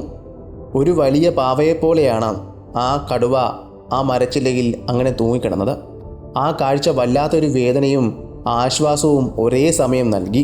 എൻ്റെ കൈകൾ അപ്പോഴും തോക്കിലായിരുന്നു, പക്ഷേ വിരലുകൾ വിറയ്ക്കുന്നുണ്ടായിരുന്നു. ആ നിമിഷം എനിക്കൊരു സത്യം ബോധ്യമായി. ആ പുൽമേട്ടിൽ വന്ന് കിടന്നിരുന്നത് നരഭോജിയായ പെൺകടുവയും അവളുടെ വളർന്നു വലുതായ 2 കുട്ടികളുമായിരുന്നു. ഒരൊറ്റ കടുവയെ തേടിയിറങ്ങിയ ഞാൻ ഒരു വലിയ കുടുംബത്തെയാണ് ഇന്ന് നേരിട്ടത്. 8 വർഷമായി 150 മനുഷ്യരെ കൊന്നൊടുക്കിയ ആ ക്രൂരമായ സംഘത്തെ. മുകളിൽ നിൽക്കുന്ന ഗ്രാമവാസികൾ ഉച്ചത്തിൽ കൈയടിക്കുന്നതും ആർപ്പ് വിളിക്കുന്നതും കേൾക്കാൻ കഴിയുമായിരുന്നു. അവരുടെ ആർപ്പുവിളികളും കൈയടികളും താഴ്വരയിൽ പ്രതിധ്വനിച്ചുകൊണ്ടിരുന്നു. ഡിങ്കൂർ സിംഗ് സന്തോഷം കൊണ്ട് മണ്ണിൽ നൃത്തം ചെയ്യാൻ തുടങ്ങി. അവൻ്റെ അമ്മയുടെ മരണത്തിന് കാരണമായ ആ മൃഗങ്ങൾക്ക് ഇന്ന് വധശിക്ഷ നടപ്പിലാക്കിയിരിക്കുന്നു. ആ താഴ്വരകളിൽ ഇപ്പോൾ വെടിയൊച്ചകളുടെ പ്രതിധ്വനികൾ അവസാനിച്ചിരിക്കുന്നു. പകരം ഇപ്പോൾ മുഴങ്ങിക്കേൾക്കുന്നത് മനുഷ്യരുടെ വിജയത്തിൻ്റെ ആർപ്പുവിളികളും കരഘോഷങ്ങളുമാണ്. ആ കാടിൻ്റെ നിശബ്ദതയിൽ അവസാനത്തെ വെടിയൊച്ചയും മരിച്ചു മണ്ണടിഞ്ഞു. എൻ്റെ തോക്കിൻ കുടിയിൽ നിന്നും നേരത്തെ ഒരു പുകച്ചുരുൾ പാമ്പിനെ പോലെ വായുവിൽ ഉയർന്നു പൊങ്ങി. ചുട്ടുപഴുത്ത ഇരുമ്പിൻ്റെയും കരിമരുന്നിൻ്റെയും ഗന്ധം എൻ്റെ നാസികളിലേക്ക് തുളച്ചു കയറി. എൻ്റെ ഇടത് ചെവിയിൽ ഒരു വലിയ വണ്ട് ചിറകടിക്കുന്നത് പോലെ വെടിയൊച്ചയുടെ പ്രതിധ്വനി ഇപ്പോഴും ബാക്കിയുണ്ട്. ദൂരെ ആ പൈൻമരത്തിൻ്റെ കൊമ്പിൽ തൂങ്ങിക്കിടന്നിരുന്ന ആ രൂപം കാറ്റിലിപ്പോൾ പതുക്കെ ആടുന്നുണ്ട്. അത് വെറുമൊരു മൃഗത്തിൻ്റെ ജഡമായിരുന്നില്ല. 8 വർഷത്തെ ഭീതിയുടെ അന്ത്യമായിരുന്നു. ആ മരത്തിൻ്റെ ഇലകൾക്കിടയിലൂടെ താഴേക്ക് ഇറ്റുവീഴുന്ന ഓരോ തുള്ളി ചോര ആ മണ്ണിൽ വീണ ശാപം കഴുകിക്കളയുന്നത് പോലെയാണ് തോന്നിയത്. താഴെ അരുവിയിലെ തെളിനീർ ആ കടുവയുടെ ചോര കലർന്ന് ചുവന്ന നിറത്തിൽ പതുക്കെ ഒഴുകാൻ തുടങ്ങി. എൻ്റെ കൂടെയുണ്ടായിരുന്ന ആ ഡിങ്കർ സിംഗ് ആ മണ്ണിൽ വീണ് ഉരുളുകയായിരുന്നു. അവനിപ്പോൾ ചിരിക്കുകയാണോ അതോ കരയുകയാണോ എന്ന് പോലും തിരിച്ചറിയുവാൻ എനിക്ക് കഴിയുന്നുണ്ടായിരുന്നില്ല. അവൻ്റെ അമ്മയുടെ മാംസം കാർന്നു തിന്ന ആ ക്രൂരതയുടെ അന്ത്യം അവന് നൽകിയ ആശ്വാസം അത്രമേൽ വലുതായിരുന്നു. ആ താഴ്വരയിലെ ഓരോ മരച്ചില്ലകളും ആ വിജയത്തിൽ ആടി ഉലയുന്നതായി എനിക്ക് തോന്നി. ആ കുന്നിൻ മുകളിൽ നിന്നിരുന്ന ഗ്രാമവാസികൾ മതിമറന്ന് നൃത്തം ചെയ്യുകയായിരുന്നു. അവരുടെ ആർപ്പുവിളികളുടെ ശബ്ദം ആ മലമടക്കുകളിൽ തട്ടി പ്രതിധ്വനിച്ചുകൊണ്ടേയിരുന്നു. നൂറുകണക്കിന് മനുഷ്യരുടെ ശ്വാസം നേരെ വീണ നിമിഷമായിരുന്നു അത്. തോക്ക് താഴ്ത്തിവെച്ച് ഞാൻ ആ പാറയിൽ അല്പനേരം ഇരുന്നു. എൻ്റെ ശരീരം വല്ലാതെ വിറയ്ക്കുന്നുണ്ടായിരുന്നു. അത് ഭയം കൊണ്ടല്ല, മറിച്ച് മാസങ്ങളായി അനുഭവിച്ച ആ വലിയ ഭാരം ഇറക്കി വെച്ചതിൻ്റെ ആശ്വാസം കൊണ്ടായിരുന്നു. വലിയ 2 കടുവക്കുട്ടികളും തള്ളക്കടുവയുമാണ് എൻ്റെ ഇരയായി തീർന്നത്. ഒരൊറ്റ നരഭോജിയല്ല, ഒരു കുടുംബം തന്നെയാണ് ഇപ്പോൾ ഇല്ലാതായിരിക്കുന്നത്. തലയദേശിലെ മനുഷ്യരെ വേട്ടയാടിയിരുന്നത് ആ പെൺകടുവയും തൻ്റെ കുട്ടികളുമായിരുന്നു. നരഭോജിയായി തീർന്ന ആ തള്ളക്കടുവ തൻ്റെ കുട്ടികളെയും ട്രെയിൻ ചെയ്യുകയായിരുന്നു. മനുഷ്യനെ വേട്ടയാടുന്നതിൻ്റെ രീതികൾ പഠിപ്പിക്കുകയായിരുന്നു. എൻ്റെ കൂടെ ഉണ്ടായിരുന്ന ആളുകളോട് ഞാൻ മരത്തിൻ്റെ മുകളിൽ കയറിയിരിക്കുവാൻ പറഞ്ഞിരുന്നുണ്ടായിരുന്നല്ലോ. അവരും അവരുടെ തൂക്കുധാരികളും എൻ്റെ അരികിലേക്ക് എത്തി. അവരുടെ മുഖത്ത് ഭയം മാറി. ഇപ്പോൾ അവർക്ക് വല്ലാത്ത ഒരു ആരാധനയാണ്. ഡിങ്കർ സിംഗ് ഓടി വന്ന് എൻ്റെ കാലുകളിൽ വീണു. അവൻ്റെ കണ്ണുകളിൽ നിന്നും വീണു ഒഴുകിയ കണ്ണുനീർ എൻ്റെ ബൂട്ട് നനച്ചു. സാഹിബ്, എൻ്റെ അമ്മ ഇനി സമാധാനമായി ഉറങ്ങും എന്ന് അവൻ മന്ത്രിച്ചപ്പോൾ എൻ്റെ ഹൃദയത്തിൽ ഒരു വിങ്ങൽ അനുഭവപ്പെട്ടു. അവൻ ഇന്ന് നടന്ന ഈ സംഭവം, ഈ കഥ വരും തലമുറയ്ക്ക് കൈമാറുമെന്ന് എനിക്ക് ഉറപ്പായിരുന്നു. തലേദേശ് നരഭോജിയെ ഒരു വെള്ളക്കാരൻ സാഹിബ് കൊന്നു എന്ന ആ കഥ ഈ മലനിരകളിൽ എന്നും പാടി പാടി പുകഴ്ത്തും. ആകാശത്തു നിന്ന് സൂര്യൻ പതുക്കെ പടിഞ്ഞാറൻ മലനിരകളിലേക്ക് പിന്നിലേക്ക് മാറി തുടങ്ങി. ആകാശത്തിപ്പോൾ ആ കടുവയുടെ ചോരയുടെ നിറമാണ്. കുന്നിൻ മുകളിൽ നിന്നും ഗ്രാമവാസികൾ താഴേക്ക് ഇറങ്ങി വരുന്നത് ദൂരെ നിന്ന് നോക്കിയാൽ ഒരു വലിയ ഉറുമ്പ് നിരയെപ്പോലെ തോന്നും. അവരുടെ കൈകളിൽ പാത്രങ്ങളും വടികളുമാണ്. രാത്രിയാകുന്നതിന് മുമ്പ് ആ ജഡങ്ങൾ ഗ്രാമത്തിലേക്ക് കൊണ്ടുപോകണമെന്ന് വാശിയാണ്. എൻ്റെ തകർന്ന ചെവിക്കുള്ളിൽ ഇപ്പോഴും ആ സ്ഫോടനത്തിൻ്റെ ഇരമ്പൽ ബാക്കിയുണ്ട്. പക്ഷേ എൻ്റെ ആത്മാവിന് ഒരു വല്ലാത്ത ശാന്തി അനുഭവപ്പെട്ടു. ഞാൻ അവിടെ ഉണ്ടായിരുന്ന ഒരു പാറമേൽ ചാരിയിരുന്നു. എൻ്റെ കയ്യിലുണ്ടായിരുന്ന പൈപ്പ് ഞാൻ വലിക്കുവാൻ തുടങ്ങി. വലിച്ചുകൊണ്ട് ഞാൻ നോക്കിയപ്പോൾ ആ പൈൻമരത്തിൽ ഉടക്കിയിരുന്ന ആ കടുവയുടെ ജഡം ആടുന്നത് ഞാൻ കണ്ടു. അതിൻ്റെ പിൻഭാഗത്തിലായിരുന്നു എൻ്റെ ആദ്യത്തെ വെടിയുണ്ട വന്ന് തറച്ചത്. അതുകൊണ്ട് തന്നെ മരണം ഉറപ്പിക്കുവാൻ വേണ്ടി ഞാൻ റൈഫിൾ കയ്യിലെടുക്കുകയും അതിനു നേരെ ഒരിക്കൽ കൂടി ചൂണ്ടുകയും നിറയൊഴിക്കുകയും ചെയ്തു. അത് അതിൻ്റെ മരണം ഉറപ്പുവരുത്തുവാൻ വേണ്ടിയായിരുന്നു. പൈൻ മരത്തിൽ നിന്നും ആ ജഡം താഴേക്ക് നിലം പതിച്ചു. ഒരു വലിയ പാറക്കല്ല് താഴെയുള്ള താഴ്വരയിലേക്ക് വന്ന് പതിക്കുമ്പോഴുണ്ടാകുന്ന ശബ്ദമായിരുന്നു അവിടെ അപ്പോൾ മുഴങ്ങിക്കേട്ടത്. അങ്ങനെ ഇരിക്കുമ്പോഴാണ് ഡിങ്കർ സിംഗ് ഒരു കാര്യം എന്നെ ചൂണ്ടിക്കാണിക്കുന്നത്. സാഹിബ്, ഒരു കടുവ ഓടിപ്പോകുന്നു എന്നാണ്. അവൻ കൈ ചൂണ്ടിക്കാണിച്ച ഭാഗത്തേക്ക് ഞാൻ നോക്കിയപ്പോൾ അത് ശരിയാണ്. ഒരു കടുവ അവിടെ നിന്നും ഓടി രക്ഷപ്പെടുകയാണ്. അതിൻ്റെ തോളിലായിരുന്നു വെടിയുണ്ട ഏറ്റിരിക്കുന്നത്. വേദനയുണ്ടെങ്കിലും അതിൻ്റെ വേഗതയ്ക്ക് യാതൊരു കുറവുമില്ലായിരുന്നു. അതിനെക്കൊണ്ടാവുന്ന വേഗം അത് അവിടെ നിന്നും ഓടി രക്ഷപ്പെടുകയായിരുന്നു. നമ്മൾ രണ്ടാമത് ഒരു മഴക്കുഴിയിലേക്ക് വെടിവെച്ചിട്ട ഒരു കടുവയുണ്ടല്ലോ, അതായത് നമ്മുടെ ദൃഷ്ടിയിൽ നിന്നും മറഞ്ഞു പോയ കടുവ. ആ കടുവയായിരുന്നു അത് ആ തള്ളക്കടുവയായിരുന്നു. നമ്മൾ കരുതിയിരുന്നത് പോലെ മൂന്നാമത്തെ കടുവയായിരുന്നില്ല തള്ളക്കടുവ. മഴക്കുഴിയിലേക്ക് വീണ ആ കടുവയായിരുന്നു തള്ളക്കടുവ. എൻ്റെ തോക്കിൽ ഇനി അവശേഷിക്കുന്നത് ഒരേ ഒരു വെടിയുണ്ട മാത്രമാണ്. ഞാൻ പാഴാക്കി കളഞ്ഞ ആ വെടിയുണ്ടയെ ഓർത്ത് ഞാൻ നിരാശനായി. എങ്കിലും തളർന്നിരുന്നില്ല. ഞാനെൻ്റെ ആ തോക്ക് ഓടിക്കൊണ്ടിരുന്ന ആ കടുവയ്ക്ക് നേരെ ചൂണ്ടി. ഒരു നിമിഷത്തേക്ക് ഒന്ന് നിൽക്കുന്നതിന് വേണ്ടി ഞാൻ ശ്വാസം അടക്കി പിടിച്ച് കാത്തിരുന്നു. 400 വാര അകലെയാണ് ഇപ്പോൾ ആ കടുവയുള്ളത്. അങ്ങനെ ഇരിക്കുമ്പോൾ ആ കടുവ ഒരു പാറയുടെ മുകളിലേക്ക് കയറുകയും അവിടെ നിന്ന് ഒരു നിമിഷം തിരിഞ്ഞു നോക്കുകയും ചെയ്തു. ആ ഒരു നിമിഷം മാത്രം മതിയായിരുന്നു എൻ്റെ കാഞ്ചിയിന്മേൽ വിരലമർത്തുവാൻ. എന്നാൽ എൻ്റെ വെടിയുണ്ട ലക്ഷ്യം കണ്ടില്ല. അവിടെ നിന്നും പൊടി പറക്കുന്നത് ഞാൻ കണ്ടു. ആ കടുവ അവിടെ നിന്നും ഓടി മറഞ്ഞു മലകൾക്കപ്പുറത്തെ ഇരുട്ടിലേക്ക്. എൻ്റെ കയ്യിലുണ്ടായിരുന്ന 5 ഉണ്ടകളും തീർന്നിരിക്കുന്നു. കയ്യിലിരിക്കുന്നത് ഇപ്പോൾ വെറുമൊരു ഇരുമ്പ് കുഴൽ മാത്രമായി മാറി. വേദനയോടെയും പകയോടെയും ആ നരഭോജി ഇനിയും ഈ കാട്ടിൽ അവശേഷിക്കുന്നു എന്ന സത്യം എന്നെ ശരിക്കും ശ്വാസം മുട്ടിച്ചു.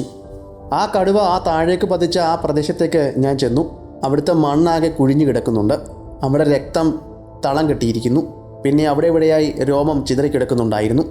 എൻ്റെ വെടിയുണ്ട അവളുടെ തോളിൽ കൊള്ളുകയും എന്നാൽ അവളുടെ ഉള്ളിലേക്ക് ആഴത്തിലിറങ്ങാതെ വശങ്ങളുടെ ഉരസിപ്പോവുകയും ചെയ്തിരിക്കുന്നു. അതുകൊണ്ടാണ് രോമങ്ങൾ ഇവിടെ ചിതറിക്കിടക്കുന്നതെന്ന് എനിക്ക് മനസ്സിലായി. ആ മുറിവ് അവളെ കൊല്ലാൻ പര്യാപ്തമായിരുന്നില്ല. പകരം അവളിലെ പകയെ അത് ജ്വലിപ്പിക്കുകയാണ് ചെയ്തത്. രക്തത്തിൻ്റെ ആ നേർത്ത പാടുകളെ പിന്തുടർന്ന് ഞാൻ മുന്നോട്ട് നീങ്ങി. കാട്ടിലെ പച്ചപ്പിനിടയിൽ ആ ചുവന്ന ബിന്ദുക്കൾ മരണത്തിൻ്റെ അടയാളങ്ങൾ പോലെ അവിടെ ചിതറിക്കിടന്നു. ഓരോ തുള്ളി രക്തവും എനിക്ക് പറഞ്ഞു തന്നത് ആ നരഭോജിയുടെ വേദനയല്ല, അവളുടെ പോരാട്ട വീര്യമാണ്. അല്പം മുന്നോട്ട് പോയപ്പോൾ ഞങ്ങൾ കണ്ടു, അവൾ അവിടെ ഒരു നിമിഷം നിന്നിട്ടുണ്ട്. അവിടുത്തെ മണ്ണ് നനഞ്ഞിരിക്കുന്നു. അവളുടെ തോളിൽ നിന്നും താഴേക്ക് ഒലിച്ചിറങ്ങിയ രക്തം അവിടെ തളം കെട്ടിക്കിടക്കുന്നത് കാണാൻ സാധിച്ചു.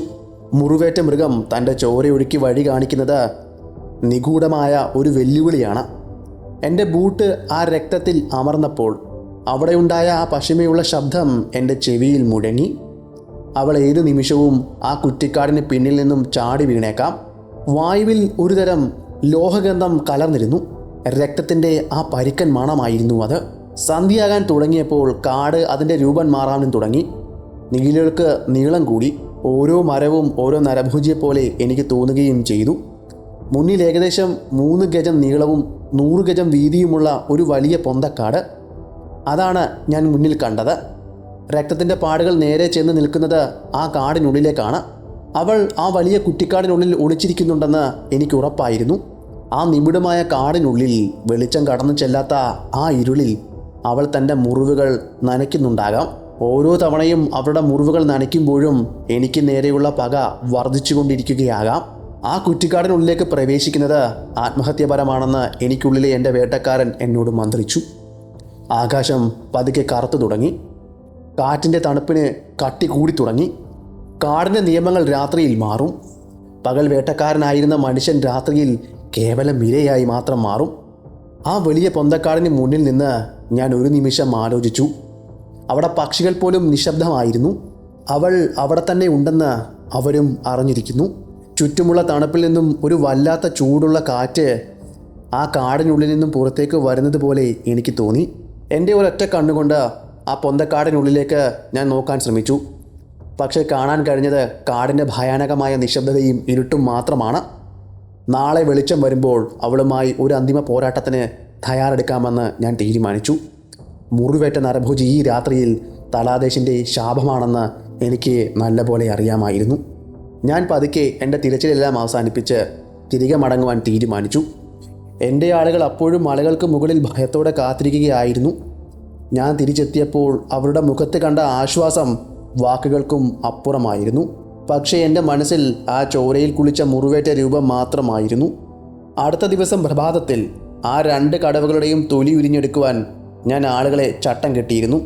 അങ്ങനെ പ്രഭാതത്തിൽ അവർ ആ കടവുകളെ കൊണ്ടുവരികയും അവയുടെ വയറ് കീറുകയും ചെയ്തു. അവയുടെ വയറ് കീറിയപ്പോൾ കണ്ട കാഴ്ച എൻ്റെ നെഞ്ച് തകർത്ത് കളഞ്ഞു. നേരത്തെ കൊല്ലപ്പെട്ട ആ പാവ സ്ത്രീയുടെ ചോര പുരണ്ട വസ്ത്രത്തിൻ്റെ തുണ്ടുകൾ ആ കടവക്കുട്ടികൾ തിന്നു തീർത്തിരുന്നു. ആ വസ്ത്രത്തിൻ്റെ തുണ്ടുകൾ അവയുടെ വയറ്റിൽ കിടക്കുന്നത് വ്യക്തമായി ഞങ്ങൾ കണ്ടു. ആ തള്ളക്കടുവ മാത്രമല്ലായിരുന്നു, അവയുടെ കുട്ടികളും നരഭോജികൾ തന്നെയായിരുന്നു. മനുഷ്യൻ്റെ മാംസത്തിൻ്റെ രുചി അറിഞ്ഞവ തന്നെയായിരുന്നു. ഞാൻ ക്യാമ്പിലേക്ക് തിരിച്ചെത്തിയപ്പോൾ എൻ്റെ ജീവിതത്തിലെ ഏറ്റവും കഠിനമായ നിമിഷങ്ങളിലാണ് ഞാൻ ഇപ്പോഴെന്ന് എനിക്ക് മനസ്സിലായി. എൻ്റെ ഇടത് കാതിലെ ആ പഴുപ്പ് പൊട്ടാറായി നിൽക്കുകയായിരുന്നു. ഓരോ ചുവട് വയ്ക്കുമ്പോഴും തലച്ചോറിനുള്ളിൽ ആരോ കനത്ത ഇരുമ്പ് കൂടം കൊണ്ട് അടിക്കുന്നത് പോലെയാണ് എനിക്ക് തോന്നിയത്. തണുത്ത കാറ്റടിക്കുമ്പോൾ ആ വേദന സിരകളിലൂടെ ഒരു വൈദ്യുതാഘാതം പോലെ കടന്നു പോകും. എൻ്റെ മുഖത്തിൻ്റെ ഇടതുവശം ആകെ വീർത്തു വന്നു. തുന്നിക്കെട്ടിയ ഒരു തുണിസഞ്ചി പോലെ ചർമ്മം വലിഞ്ഞു മുറുക്കി. ആ വീക്കം പതുക്കെ പതുക്കെ എൻ്റെ ഇടത് കണ്ണിനെ ബാധിച്ചു. കൺപോളകൾ ഇറുകി അടഞ്ഞുപോയി. ഇപ്പോൾ എനിക്ക് ഒരു കണ്ണ് മാത്രമേ ഉള്ളൂ, കേൾക്കാൻ ഒരു കാതും. ഈ അവസ്ഥയിൽ കാടിലെ ഏറ്റവും ക്രൂരനായ ആ നരഭോജിയെ നേരിടാൻ ഇറങ്ങുന്നത് ആത്മഹത്യപരമാണെന്ന് എനിക്ക് നല്ല പോലെ അറിയാമായിരുന്നു. പക്ഷേ എൻ്റെ ഈ വേദനയേക്കാൾ കഠിനമാണ് ഈ ഗ്രാമവാസികൾ 8 വർഷമായി അനുഭവിക്കുന്ന ഈ ആദി. രാത്രിയുടെ ആ കനത്ത നിശബ്ദതയിൽ ടെൻറ്റിലെ ചൂട് എന്നെ വല്ലാതെ ശ്വാസം മുട്ടിച്ചു. ക്യാമ്പ് ബെഡിൽ കിടക്കാൻ ശ്രമിച്ചെങ്കിലും ഓരോ തവണ തലയനക്കുമ്പോഴും തലയ്ക്കുള്ളിൽ കത്തുന്ന കനൽ ഉരുളുന്നത് പോലെയുള്ള വേദനയാണ് എനിക്ക് അനുഭവിക്കുവാൻ കഴിഞ്ഞത്. ടെൻറ്റിന് പുറത്തുള്ള പൈൻമരങ്ങൾക്കിടയിലൂടെ കാറ്റ് വീശുമ്പോൾ അടിക്കുന്ന ഒരു ചൂളംവിളിയുണ്ട്. അത് കേൾക്കുമ്പോൾ വന്യമൃഗങ്ങളുടെ ശ്വാസോച്ഛ്വാസം പോലെയാണ് എനിക്ക് തോന്നുന്നത്. വായുവിലാകട്ടെ മണ്ണെണ്ണ വിളക്കിൻ്റെയും പഴയ ക്യാൻവാസിൻ്റെയും മണം. ഞാൻ മനസ്സിൽ ഉറപ്പിച്ചു, ഇവിടെ ഇങ്ങനെ ഇരുന്ന് മരിക്കാൻ എനിക്ക് കഴിയില്ല. ഞാൻ അത് ഉറപ്പിച്ച് എന്നോട് തന്നെ പറഞ്ഞു. തലാദേശിലെ ഈ പാവങ്ങളെ ഈ ശാപത്തിൽ നിന്നും എങ്ങനെയെങ്കിലും മോചിപ്പിക്കണം. വേദനയുടെ കൊടുമുടിയിൽ ഇരിക്കുമ്പോഴും എൻ്റെ വിരലുകൾ തോക്കിൻ്റെ ട്രിഗറിനായി തേടുകയായിരുന്നു. കഠിനമായ വേദന കൊണ്ട് എനിക്ക് അന്നത്തെ രാത്രി ഉറങ്ങാൻ കഴിയില്ല എന്ന് എനിക്കറിയാമായിരുന്നു. അതുകൊണ്ട് തന്നെ ഞാൻ എഴുന്നേറ്റു. പർവ്വതനിരകളിൽ ലഭിക്കുന്ന കടുപ്പമുള്ള ചായയ്ക്ക് വേണ്ടി ഞാൻ വിളിച്ചു പറഞ്ഞു. ആ ചൂടുള്ള പാനീയം എൻ്റെ തൊണ്ടയിലൂടെ ഇറങ്ങുമ്പോൾ വേദനയ്ക്ക് അല്പശമനം ലഭിക്കുമെന്ന് ഞാൻ വെറുതെ മോഹിച്ചു. നിലാവുള്ള ആ രാത്രിയിൽ ആകാശത്തെ വെള്ളിമേഘങ്ങളെ നോക്കി നിൽക്കുമ്പോൾ എൻ്റെ തീരുമാനം ഞാൻ ഉറപ്പിച്ചു. എൻ്റെ 8 ഗർവാലി വീരന്മാരെയും ഞാൻ അടുത്തേക്ക് വിളിച്ചു. തീപ്പൊരികൾ ചിതറുന്ന ആ കാട്ടുതീയുടെ വെളിച്ചത്തിൽ അവരുടെ മുഖത്തെ ഭയം എനിക്ക് വ്യക്തമായി വായിച്ചെടുക്കാൻ കഴിയുമായിരുന്നു. ഞാൻ ഗൗരവത്തോടെ അവരോട് പറഞ്ഞു, നാളെ വൈകുന്നേരം വരെ നിങ്ങൾ എനിക്കായി ഇവിടെ കാത്തിരിക്കണം. സൂര്യൻ അസ്തമിച്ച് നക്ഷത്രങ്ങൾ തെളിഞ്ഞിട്ടും ഞാൻ വന്നില്ല എങ്കിൽ എൻ്റെ സാധനങ്ങളെല്ലാം നിങ്ങൾ പാക്ക് ചെയ്തിട്ട് നാനിറ്റാലേക്ക് തിരിച്ചു പോകണം. എൻ്റെ വാക്കുകൾ കേട്ട് അവർ മരവിച്ചു നിന്നു. മാധവ് സിംഗിൻ്റെ കയ്യിൽ ഒരു വടി ഉണ്ടായിരുന്നു. അത് അവൻ മുറുക്ക പിടിച്ചു. ഞാനത് കണ്ടു. പക്ഷേ ആരും ഒന്നും മിണ്ടിയില്ല.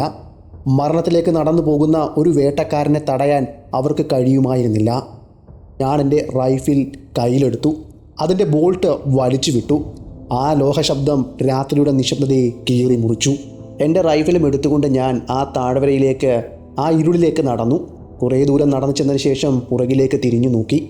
എൻ്റെ ആളുകൾ ആ തീക്കുണ്ടത്തിന് ചുറ്റും കൂടി നിൽക്കുന്നു. ഒരു പ്രതിമ കണക്കെയാണ് അവർ അനങ്ങാതെ അങ്ങനെ നിൽക്കുന്നത്. അവരുടെ കണ്ണുകളിൽ ഒരുതരം യാത്രയയപ്പിൻ്റെ വേദനയായിരുന്നു. നിലാവിൻ്റെ വെളിച്ചത്തിൽ കാട്ടുപാതകൾ ഒരു പാമ്പിനെ പോലെ വെള്ളി നിറത്തിൽ മിന്നി. ഒരു കണ്ണു മാത്രം തുറന്നു വെച്ച് ഓരോ നിഴലിനെയും ശത്രുവായി കണ്ട് ഞാൻ മുന്നോട്ട് നീങ്ങി. കാട്ടിലെ നിശബ്ദതയ്ക്ക് ഇപ്പോൾ ഒരു പ്രത്യേക താളമുണ്ട്. അകലെ എവിടെയോ ഒരു രാപ്പക്ഷി കരയുന്നു. ഉണങ്ങിയ ഇലകളിലൂടെ ഏതോ ഒരു ചെറിയ ജീവി ഓടുന്നു. ഓരോ തവണ ശ്വാസമെടുക്കുമ്പോഴും എൻ്റെ ഹൃദയമിടിപ്പ് ആ തകർന്ന കാതിൽ മുഴങ്ങിക്കേട്ടുകൊണ്ടേയിരുന്നു. പണ്ടത്തെ ആ പഴയ വേട്ടയാടൽ ഓർമ്മകൾ എൻ്റെ മനസ്സിൽ തെളിഞ്ഞു വന്നു. കുട്ടിക്കാലത്തെ കയ്യിൽ കിട്ടിയ ആ പഴയ സെക്കൻഡ് ഹാൻഡ് റൈഫിലുമായി രാത്രിയിൽ കാട് കയറുമ്പോൾ അപ്പോൾ തോന്നിയ അതേ ആവേശം ഇപ്പോഴും എൻ്റെ ഉള്ളിൽ അണയാതെ കിടക്കുന്നുണ്ട്.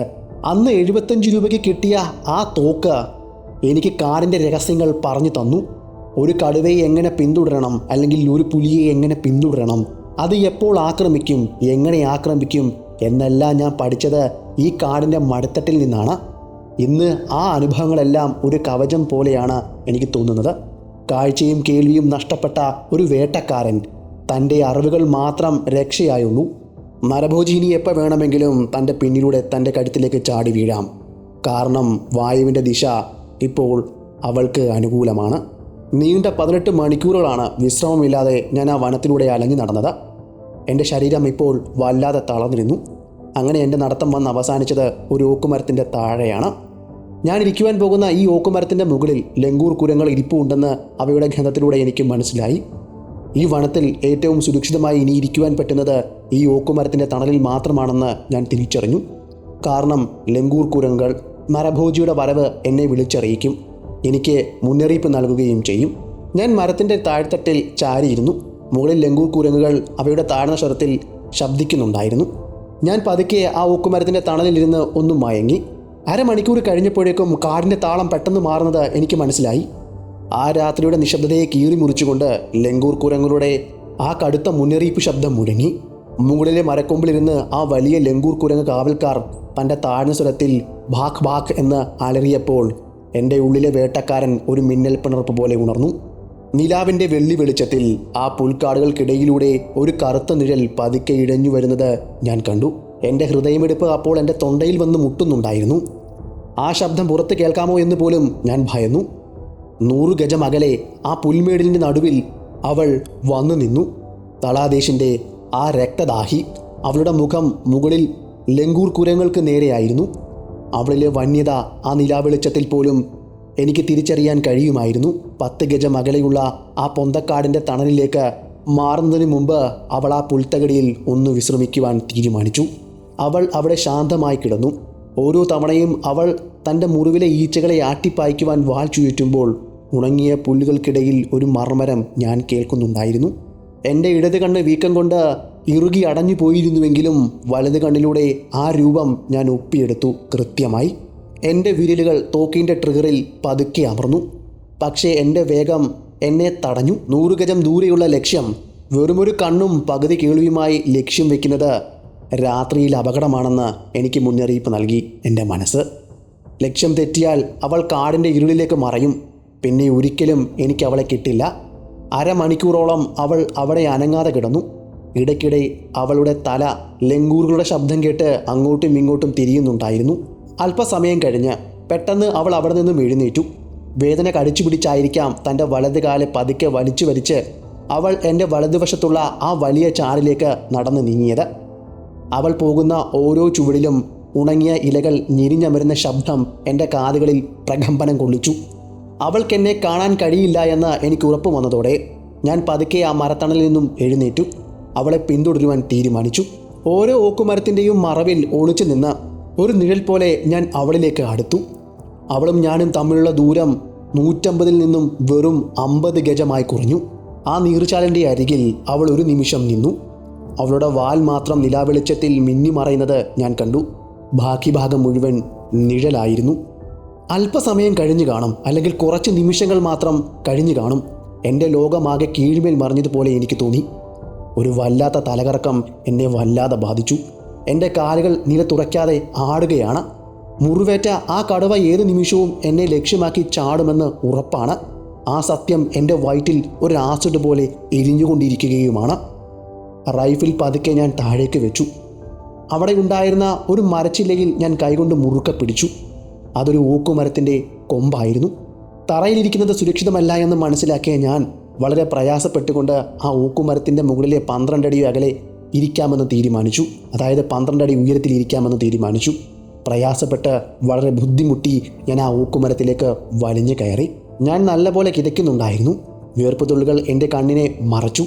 അങ്ങനെ മുകളിൽ കയറുകയും ആ മരക്കൊമ്പിൽ തല ചായ്ച്ചു വെക്കുകയും ചെയ്തു.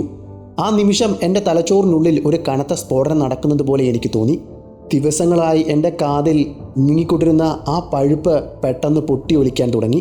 എൻ്റെ മൂക്കിലൂടെയും ഇടത് കാതിലൂടെയും ആ കടുത്ത ദ്രാവകം പുറത്തേക്ക് ഒഴുകിയപ്പോൾ എൻ്റെ ആത്മാവിനെ തന്നെ പൊള്ളിച്ചിരുന്ന ആ നരകയാതന ഒരു നിമിഷം കൊണ്ട് ഇല്ലാതെയായി. ശ്വാസത്തിൻ്റെ ഒരു വലിയ നെടുവീർപ്പ് എൻ്റെ ഉള്ളിൽ നിന്ന് പുറത്തേക്ക് വന്നു. വേദനയുടെ ആ ഭാരം ഒഴിഞ്ഞു പോയിരിക്കുന്നു. എനിക്ക് ചുറ്റുമുള്ള ലോകം വീണ്ടും തെളിഞ്ഞു വരുവാൻ തുടങ്ങി. ഞാൻ ആ മരക്കൊമ്പിൽ കെട്ടിപ്പിടിച്ചുകൊണ്ട് ഏകദേശം 4 മണിക്കൂറോളം അബോധാവസ്ഥയിൽ അങ്ങനെയിരുന്നു. ബോധം തിരിച്ചു വന്നപ്പോഴേക്കും നേരം വെളുക്കാറായിരുന്നു. ആകാശത്ത് നക്ഷത്രങ്ങൾ പതുക്കെ മാഞ്ഞു തുടങ്ങിയിരുന്നു. എൻ്റെ കഴുത്തിലെയും മുഖത്തെയും ആ കടുത്ത വീക്കം പൂർണ്ണമായും മാറിയിരുന്നു. എനിക്കിപ്പോൾ 2 കണ്ണുകളും തുറക്കാൻ കഴിയും. എൻ്റെ കഴുത്ത് എൻ്റെ ഇഷ്ടം പോലെ തിരിക്കാനും കഴിയുന്നുണ്ട്. മുറിവേറ്റ ആ നരഭോജി എൻ്റെ കയ്യിൽ നിന്നും അന്നത്തെ രാത്രി വഴുതിപ്പോയെങ്കിലും ഒരു കാര്യം എനിക്ക് ഉറപ്പായിരുന്നു: ഇനിയുള്ള പോരാട്ടം സമനിലയിലായിരിക്കും. നമ്മുടെ ഇന്നത്തെ ഈ ഭാഗം ഇവിടം കൊണ്ട് തീർക്കുകയാണ്. ഇനിയും ജിം കോർബറ്റ് ആ നരഭോജിയുടെ പുറകെയാണ്. ഇപ്പോൾ അദ്ദേഹത്തിന് തൻ്റെ 2 കണ്ണുകളും തെളിഞ്ഞു കാണാം. എങ്കിലും ആ വേദനിക്കുന്ന ചീവുമായി അദ്ദേഹം തലാദേശ് മാനീറ്ററിൻ്റെ പുറകെ പോകുവാൻ തന്നെയാണ് തീരുമാനിച്ചത്. ഇനിയും അങ്ങോട്ട് നടക്കുവാൻ പോകുന്നത് ജിം കോർബറ്റും ആ നരഭോജിയും തമ്മിലുള്ള ഏറ്റുമുട്ടലാണ്. പതുക്കെ ഞാനിരുന്ന മരത്തിൽ നിന്നും താഴെ ഇറങ്ങി.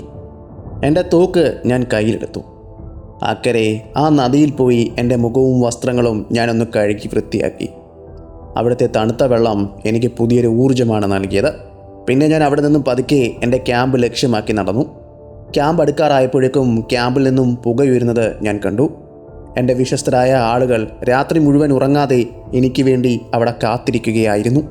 ഞാൻ ക്യാമ്പിൻ്റെ അടുത്തേക്ക് നടന്നു വരുന്നത് കണ്ടപ്പോൾ തന്നെ എൻ്റെ ആളുകൾ ഉച്ചത്തിൽ അലറാനും സന്തോഷം പ്രകടിപ്പിക്കുവാനും മറന്നില്ല. അവരെൻ്റെ അരികിലേക്ക് ഓടി വന്നു.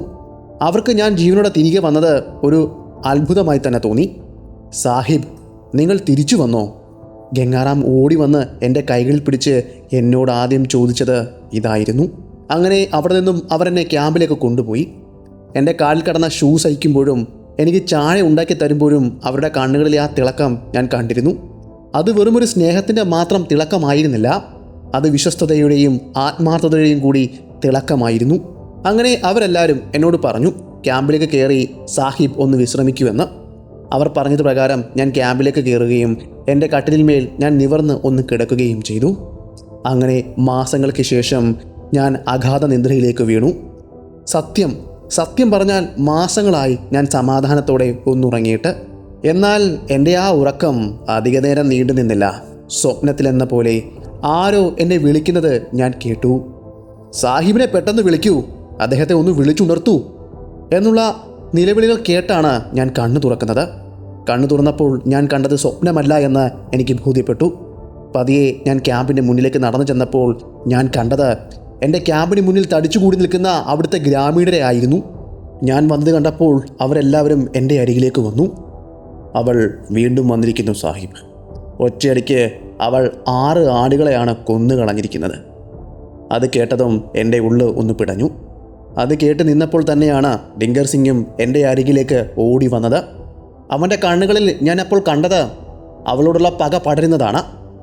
വേഗം ബൂട്ടും വലിച്ചു കെട്ടി എൻ്റെ റൈഫിലും എടുത്തുകൊണ്ട് തലാദേശിലെ നരഭോജിയായ അവളുടെ കണക്കുകൾ തീർക്കാൻ ഞാൻ പുറപ്പെട്ടു. അങ്ങനെ ഡിങ്കർ സിംഗും ഞാനും അവളിരിക്കുന്ന സ്ഥലം ലക്ഷ്യമാക്കി നടന്നു. കുറച്ചു ദൂരം ചെന്ന് കഴിഞ്ഞപ്പോൾ ഡിങ്കർ സിംഗ് ആ കുന്നുകളിലേക്ക് വിരൽ ചൂണ്ടി. അവിടെയാണ് സാഹിബ് അവളെ കണ്ടതെന്ന് പറഞ്ഞു. അതിനുശേഷം ഞാൻ അവനോട് പറഞ്ഞു, ഇനിയും നീ എൻ്റെ കൂടെ വരണ്ട, നീ ഇവിടെ തന്നെ നിന്നോളൂ എന്ന്. അങ്ങനെ ഞാൻ വീണ്ടും തനിച്ച് ആ മരണത്തിൻ്റെ നീളിലേക്ക് നടന്നു. എൻ്റെ കൈവശമുണ്ടായിരുന്നത് എൻ്റെ റൈഫിൾ മാത്രമാണ്. ആ തണുത്ത ലോഹത്തിൽ ഞാൻ മുറുക്ക പിടിച്ചു. എൻ്റെ വിരലുകൾ ആ കാഞ്ചീമിൽ തന്നെ ഉണ്ടായിരുന്നു. ചുറ്റുമുള്ള പൈൻ മരങ്ങൾ 40 അടി ഉയരം വരെ കൊമ്പുകളില്ലാതെ വളർന്നു നിന്നിരുന്നു. അപ്പോൾ എനിക്ക് തൂണുകൾ പോലെയാണ് അവ തോന്നിയത്, ആകാശം മുട്ട ഉയർന്നു നിൽക്കുന്ന തൂണുകൾ പോലെ. അങ്ങനെ കുറച്ചു ദൂരം ആ പൈൻമരക്കാടുകൾക്കിടയിലൂടെ ഞാൻ നടന്നു. ഇപ്പോൾ ഡിങ്കർ സിംഗിനെ എനിക്ക് കാണാൻ കഴിയുന്നില്ല. അവൻ തിരികെ ഗ്രാമത്തിലേക്ക് പോയി കഴിഞ്ഞിരുന്നു. ഇപ്പോൾ ഞാൻ അവിടെയെല്ലാം അലഞ്ഞു തിരിഞ്ഞ് നടക്കുന്നത് എനിക്ക് പതുങ്ങിയിരിക്കുവാൻ പറ്റിയ ഒരു സ്ഥലം തേടിയാണ്. ഈ പൈൻമരങ്ങളുടെ മരത്തിന് പുറകിൽ പതുങ്ങിയിരിക്കുക എന്നത് ബുദ്ധിമുട്ടുള്ള കാര്യമാണ്. അങ്ങനെ ആ കാട്ടുപാതയിലൂടെ കുറച്ചു ദൂരം നടന്നു ചെന്നപ്പോൾ പാതയുടെ ഒരു വശത്ത് വലിയ പാറക്കെട്ടുകൾ ഞാൻ കണ്ടു. ഞാൻ വഴിയിൽ നിന്നും ആ പാറക്കെട്ടുകൾ ലക്ഷ്യമാക്കി നടന്നു. അവിടെ ഉണ്ടായിരുന്ന ഒരു വലിയ കല്ലിൻ്റെ പിന്നിൽ ഞാൻ ഒളിക്കുകയും ചെയ്തു. അതിൻ്റെ അരികിൽ തന്നെയാണ് ഡിങ്കർ സിംഗ് പറഞ്ഞ ആ കുഴിയുള്ളത്. അവിടെയാണ് 3 ആടുകളുടെ ജഡം കിടക്കുന്നത്. അതായത് കടുവ കൊന്നിട്ട 3 ആടുകളുടെ ജഡം. അവിടെ നിന്ന് ഇപ്പോൾ നോക്കിയാൽ എനിക്ക് ആ കുഴി കാണുവാൻ സാധിക്കും. അവിടെ നിന്നും ഒരു ഗന്ധം വരുന്നുണ്ട്, രക്തത്തിൻ്റെ ഗന്ധം. അങ്ങനെ എൻ്റെ ശരീരം മുഴുവൻ ആ കല്ലുകൾക്ക് പിന്നിൽ ഒളിപ്പിച്ച് വെച്ച് തല മാത്രം പുറത്തിട്ട് ആ കടുവയ്ക്ക് വേണ്ടി ഞാൻ കാത്തിരുന്നു. എൻ്റെ കണ്ണുകൾ ഇപ്പം ചുറ്റുപാടും നോക്കുകയാണ്. ഇപ്പോൾ എൻ്റെ കണ്ണുകൾ ചുറ്റുപാടും നിരീക്ഷിക്കുന്നത് ആ കടുവ അവിടെ എവിടെയെങ്കിലും ഉണ്ടോ എന്നാണ്. താഴത്തെ ആ കുഴിയിൽ ആടുകളുടെ മൃതദേഹത്തിൽ നിന്നും രക്തത്തിൻ്റെ മണം വായുവിൽ കനച്ചു നിന്നു. ആ മണം എന്നെ ഓർമ്മിപ്പിച്ചത് കാടിപ്പോൾ മരണത്തിൻ്റെ രുചി ആഗ്രഹിക്കുന്നു എന്നാണ്. ഏകദേശം 3/4 മണിക്കൂറോളം ഞാൻ ആ കടുവയ്ക്ക് വേണ്ടി അവിടെ കാത്തു നിന്നു.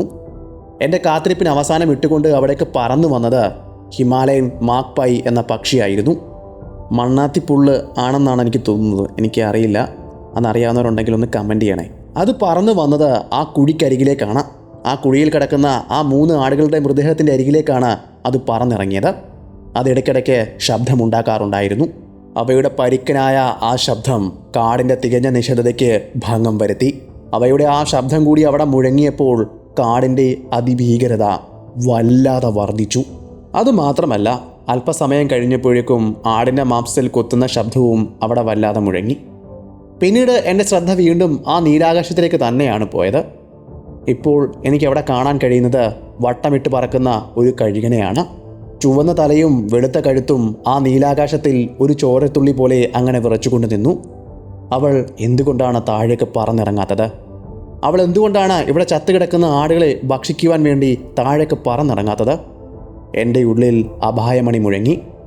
അതെ, ഞാൻ ഉദ്ദേശിക്കുന്ന ആ നരഭോജിയായ കടുവ അവൾ ഇവിടെ എവിടെയോ പതുങ്ങിയിരിക്കുകയാണ്. മുറിവേറ്റ കടുവയാണ്, ക്രുദ്ധയാണ്. എൻ്റെ വരവ് അവൾ ഇനിയും അറിഞ്ഞു കാണുമോ? അങ്ങനെ പല ചിന്തകളും എന്നെ വല്ലാതെ അലട്ടുന്നുണ്ട്. അങ്ങനെ അതെല്ലാം ചിന്തിച്ച് നിൽക്കുമ്പോഴാണ് പെട്ടെന്ന് ആകാശം കറുത്തിരണ്ടത്. സൂര്യനെ മേഘങ്ങൾ വിഴുങ്ങിയതോടെ കാട് ഒരു ശവപ്പറമ്പ് പോലെ നിശ്ചലമായി. ആ കുഴിയിലുണ്ടായിരുന്ന മാക്പൈ പക്ഷികൾ പെട്ടെന്ന് ചിറകടിച്ച് പറന്നാകാശത്തിലേക്ക് ഉയർന്നുപോയി. അവയുടെ ഭയചകിതമായ ശബ്ദം അവിടെ ആ താഴ്വരയിൽ ആവർത്തിച്ച് മുഴങ്ങിക്കൊണ്ടേയിരുന്നു. അതിനു പുറമേ തന്നെയാണ് എൻ്റെ ശ്രദ്ധ പിടിച്ചു പറ്റിക്കൊണ്ട് അടുത്തുണ്ടായിരുന്ന കുറ്റിക്കാടുകളിൽ നിന്നും കുറച്ച് പക്ഷികൾ, അതായത് കുറച്ച് കാട്ടുപക്ഷികൾ, എനിക്കുള്ള അവസാനത്തെ മുന്നറിയിപ്പ് ശബ്ദവും പുറപ്പെടുവിച്ചത്. ഞാൻ ശ്രദ്ധയോടെ എൻ്റെ റൈഫിൾ കയ്യിലെടുത്തു. ഞാൻ ചുറ്റുപാടും നിരീക്ഷിച്ചു. ആ പാറകളുടെ വിടവിലൂടെ ഞാൻ ദൂരേക്ക് നോക്കി, അതായത് ആ പൈമരക്കാടുകൾക്ക് നടുവിലേക്ക്. അപ്പോഴാണ് ഞാൻ ആ കാഴ്ച വ്യക്തമായി തന്നെ കണ്ടത്. പൈമരക്കാടുകൾക്കിടയിലൂടെ ആ കറുത്ത രൂപം അതീവ ജാഗ്രതയോടെ മെല്ലെ മെല്ലെ നടന്നു വരുന്നത്. ആ കാഴ്ച കണ്ടതോടെ എൻ്റെ ഹൃദയമിടിപ്പിൻ്റെ വേഗത വല്ലാതെ ഉയർന്നു. ഞാൻ ഓരോ നിമിഷവും ശ്വാസമെടുക്കുമ്പോൾ ആ പാറക്കെട്ടിലെ പൊടി എൻ്റെ ശ്വാസകോശത്തിലേക്ക് വന്നു കയറുന്നത് ഞാൻ അറിഞ്ഞു. അങ്ങനെ ശ്രദ്ധയോടെ ഞാൻ അതിനെ നിരീക്ഷിക്കുമ്പോൾ തന്നെയാണ് എന്നിൽ നിന്നും വെറും 6 ഗജം അകലെ അവൾ വന്ന് ഒരു പൈൻമരത്തിൻ്റെ മറവിലേക്ക് പതുങ്ങിയിരുന്നത്. അവളുടെ മുഖം ഇപ്പോൾ തിരിഞ്ഞു നിൽക്കുന്നത് എൻ്റെ നേരെയാണ്. ആ കത്തുന്ന കണ്ണുകളിലെ വന്യത ഇപ്പോൾ വളരെ വ്യക്തമായി തന്നെ എനിക്ക് കാണാനാകും. ആകാശം മേഘാവൃതമാണെങ്കിലും അതിൻ്റെ മങ്ങിയ വെളിച്ചത്തിൽ പോലും അതിൻ്റെ മുഖം മിന്നിത്തിളങ്ങുന്നുണ്ടായിരുന്നു. എൻ്റെ റൈഫിൾ ഇപ്പോൾ അവൾക്ക് നേരെയാണ് ചൂണ്ടി വെച്ചിരിക്കുന്നത്. വെടികൊണ്ട് മുറിവേറ്റ അവളുടെ ആ തോളിൽ ഈച്ചകൾ ആർത്തലച്ചു പറക്കുന്നുണ്ടായിരുന്നു. അവയെല്ലാം അവളുടെ ശരീരത്തിൽ നിന്നും ആട്ടിപ്പായിക്കുവാൻ വേണ്ടി തലയും ശരീരവും അവൾ കുടഞ്ഞു. ആ ഒരു സമയം കൊണ്ട് ഞാൻ പതുക്കെ അവൾക്ക് നേരെ എൻ്റെ തോക്ക് തിരിക്കുകയും ട്രിഗറിന്മേൽ വിരൽ വയ്ക്കുകയും ചെയ്തു. 8 വർഷങ്ങൾക്ക് മുന്നേ ഏതോ ഒരു മുള്ളൻ പന്നിയുടെ മുള്ളുകളേറ്റാണ് അവൾക്ക് സ്വതസിദ്ധമായ രീതിയിലുള്ള വേട്ടയാടൽ നിക്ഷിപ്തമായത്. അങ്ങനെയാണ് അവൾക്ക് സുലഭമായി കിട്ടുന്നതും അവൾക്ക് അധികം പ്രയാസമില്ലാതെ വേട്ടയാടി കൊല്ലാൻ കഴിയുന്നതുമായ മനുഷ്യരെ അവൾ കണ്ടെത്തുന്നത്. അങ്ങനെ അവളുടെ വിശപ്പിന് അങ്ങനെ അറുതി വന്നു. അന്നു തൊട്ടാണ് അവൾ മനുഷ്യരെ വേട്ടയാടുവാൻ തുടങ്ങിയത്. 8 വർഷങ്ങൾക്കിപ്പുറം ഏകദേശം 150 പേരുടെ ചോരയാണ് അവൾ കുടിച്ചത്. അങ്ങനെയുള്ള തലേദേശ് മാനീറ്ററാണ് എനിക്ക് മുന്നിൽ ഇപ്പോൾ എൻ്റെ കൈകലത്തിൽ നിൽക്കുന്നത്. ഒരു ലക്ഷ്യത്തിനു വേണ്ടി ഞാൻ കാത്തിരുന്നു. അവൾ പതിയെ ഒന്ന് എഴുന്നേറ്റു, അതായത് മരത്തിൻ്റെ മറവിൽ നിന്നും പുറത്തേക്ക് വന്നു. ഇപ്പോൾ ഒരു ഭൂപടം കണക്കെ അവളുടെ ശരീരം മുഴുവൻ എനിക്ക് വ്യക്തമായി കാണാൻ കഴിയും.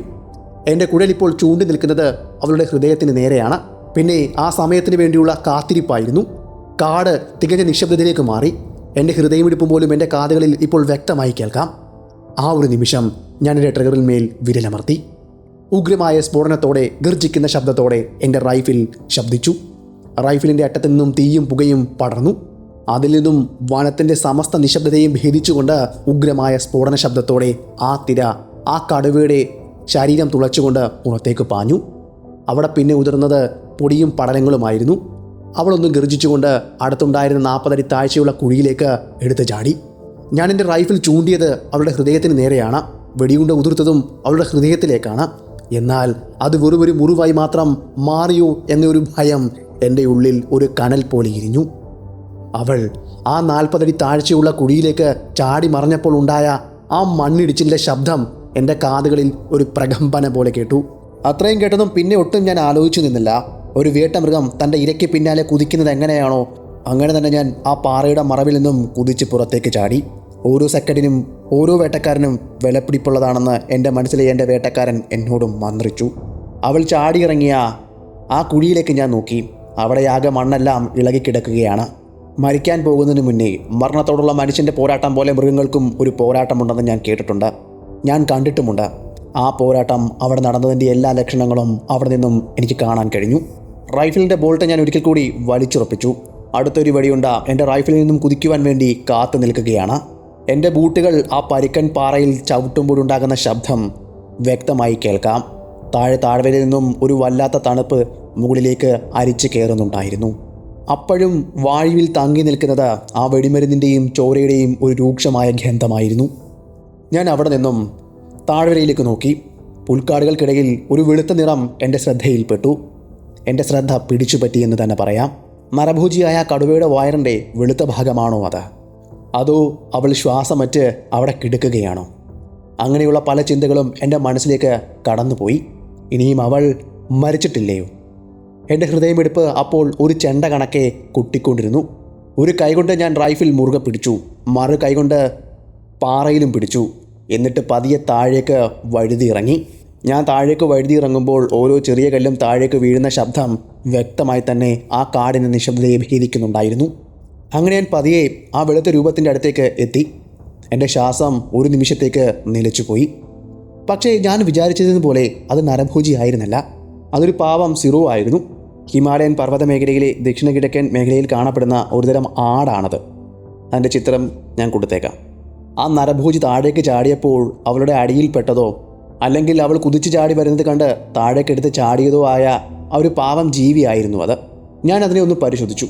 കഴുത്തൊടിഞ്ഞ് ജീവനറ്റ് ആ മണ്ണിൽ അങ്ങനെ കിടക്കുകയായിരുന്നു. കാടിൻ്റെ അതിക്രൂരമായ മറ്റൊരു വിരോധാഭാസമാണ് എൻ്റെ മുന്നിൽ അപ്പോൾ തെളിഞ്ഞു വന്നത്. എൻ്റെ കണ്ണുകൾ തേടിയത് അവളെയാണ്. ആ നരഭോജി എവിടെയാണ്? ഞാൻ ചുറ്റും നോക്കി. അവിടുത്തെ മണ്ണിൽ കടും ചുവപ്പ് നിറമുള്ള ചോര എങ്ങും ചിതറിക്കിടക്കുന്നുണ്ടായിരുന്നു. ഓരോ തുള്ളി ചോരയും അവളിലെ വന്യത ഇനിയും ബാക്കിയുണ്ടെന്ന് വിളിച്ചോതിക്കൊണ്ടിരുന്നു. ആ ചോരപ്പാടുകളെ പിന്തുടർന്നുകൊണ്ട് ഞാൻ അവൾക്ക് പിന്നാലെ പോകുവാൻ തീരുമാനിച്ചു. കുറച്ചു ദൂരം നിന്നപ്പോഴേക്കും ആകാശം അതിൻ്റെ ഭാവം മാറ്റി തുടങ്ങി. ഒരു കനത്ത ഇടിമുഴക്കം ആ മലനിരകളെ വിറപ്പിച്ചു.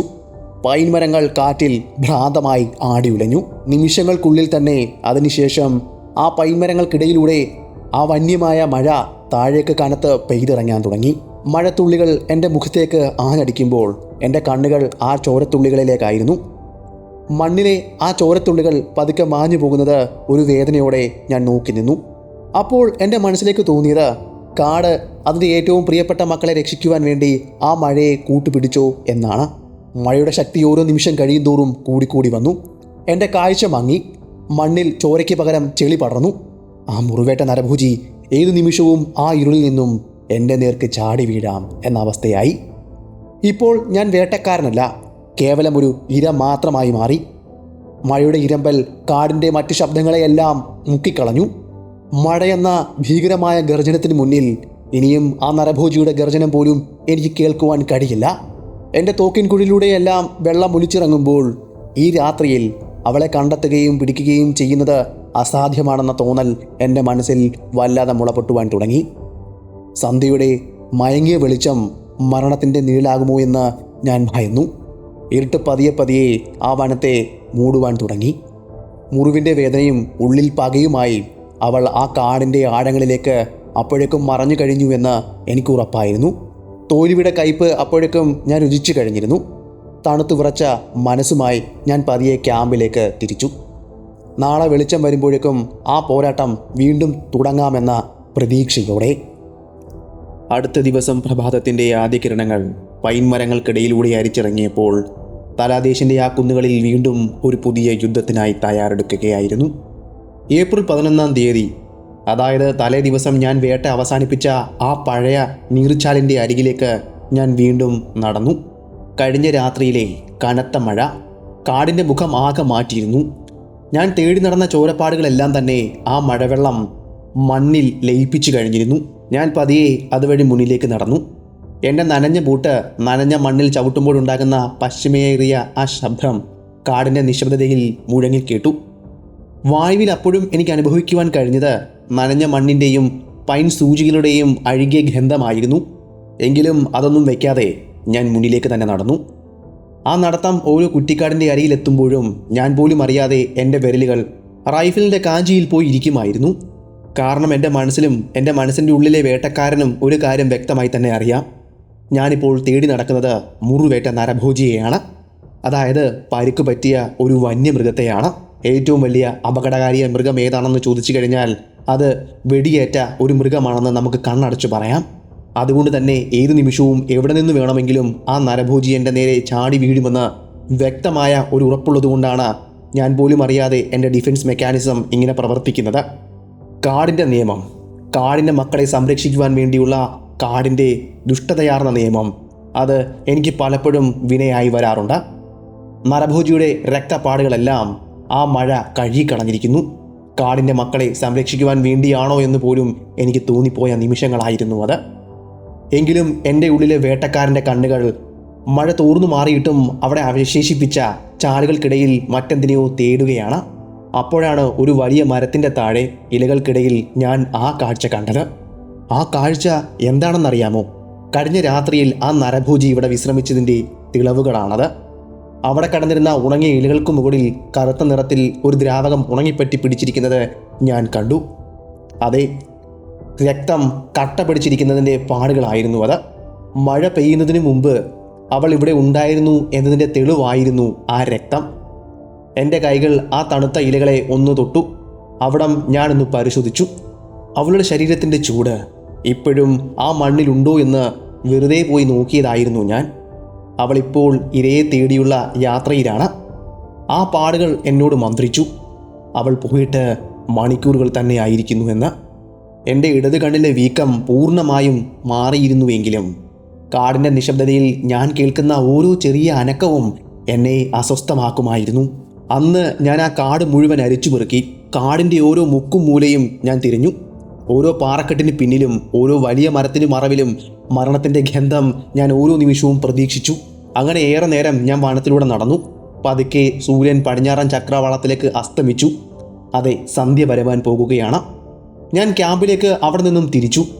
ആ നിമിഷം എൻ്റെ മനസ്സ് എന്നോട് മന്ത്രിച്ചത് എന്താണെന്നറിയാമോ? നമ്മുടെ ഈ പോരാട്ടം അവസാന ഘട്ടത്തിലാണെന്നാണ്. അതെ, എൻ്റെ ഉള്ളിലെ വേട്ടക്കാരൻ ഇപ്പോൾ നല്ലപോലെ ഉണർന്നു പ്രവർത്തിക്കുന്നുണ്ട്. ഞാൻ പതിയെ ഓരോ കാര്യങ്ങൾ ആലോചിച്ച് ക്യാമ്പിലേക്ക് തിരിച്ചു. ക്യാമ്പിലേക്ക് എത്തിയപ്പോൾ എൻ്റെ ആളുകൾ എന്നെ പ്രതീക്ഷിച്ച് അവിടെ ഉണ്ടായിരുന്നു. എന്നാൽ അവരുടെ മുഖത്ത് ഞാൻ കണ്ടത് നിസ്സംഗത നിറഞ്ഞ ഭാവമായിരുന്നു. അതെന്നെ കൂടുതൽ ചിന്തിപ്പിച്ചു. 8 വർഷത്തെ ആ ഭീതിക്ക് ഒരു അന്ത്യം അവർ ആഗ്രഹിക്കുന്നുണ്ട്. അത് സാധ്യമാകാതെ ഈ കാട് വിട്ടുപോകുവാൻ അവരും ആഗ്രഹിക്കുന്നില്ല. രാത്രിയിൽ ആകാശത്ത് നക്ഷത്രങ്ങൾ തെളിയുമ്പോൾ ഞാൻ എൻ്റെ ക്യാമ്പിലിരുന്ന് എൻ്റെ റൈഫിൽ തുടച്ചു മിനുക്കുകയായിരുന്നു. നാളത്തെ സൂര്യോദയം ഒരു പക്ഷേ എൻ്റെ ജീവിതത്തിലെ അവസാനത്തേതാകാം. ആ നരഭോജി എന്നെ ഒരുപക്ഷെ ആക്രമിച്ചു കൊന്നേക്കാം. അല്ലെങ്കിൽ ആ നരഭോജിയുടെ കത്തുന്ന ആ പകയുണ്ടല്ലോ, ആ പക ഞാൻ നാളത്തെ ഒറ്റ ദിവസം കൊണ്ട് അവസാനിപ്പിക്കും. അങ്ങനത്തെ നാളത്തെ കാര്യങ്ങൾ ഞാൻ പ്ലാൻ ചെയ്തുകൊണ്ടിരിക്കുമ്പോഴാണ് അങ്ങ് ദൂരെയുള്ള മലനിരകളിൽ നിന്നും ബാർക്കിൻഡീറുകളുടെ അലാറം വിളികൾ അവിടെ മുഴങ്ങിക്കേട്ടത്. അതെ, കാടിൻ്റെ കനത്ത നിശബ്ദതയെ കീറി മുറിച്ചുകൊണ്ട് അവളുടെ അലാറം കോളുകൾ ആ താഴ്വരയിൽ അങ്ങനെ മുഴങ്ങി കേട്ടുകൊണ്ടേയിരുന്നു. അതിൻ്റെ അർത്ഥം ഒന്നു മാത്രമാണ്: ഏതോ മാംസഭോജിയായ ജീവി ഇര തേടാൻ ഇറങ്ങിയിരിക്കുന്നു. എൻ്റെ ഊഹം ശരിയാണെങ്കിൽ ഞാൻ തിരയുന്ന ആ നരഭോജി ഇപ്പോൾ തൻ്റെ ഇര തേടുന്നതിൻ്റെ തിരക്കിലാണ്. അവളിപ്പോൾ വനത്തിലേക്ക് ഇറങ്ങിയിരിക്കുന്നു.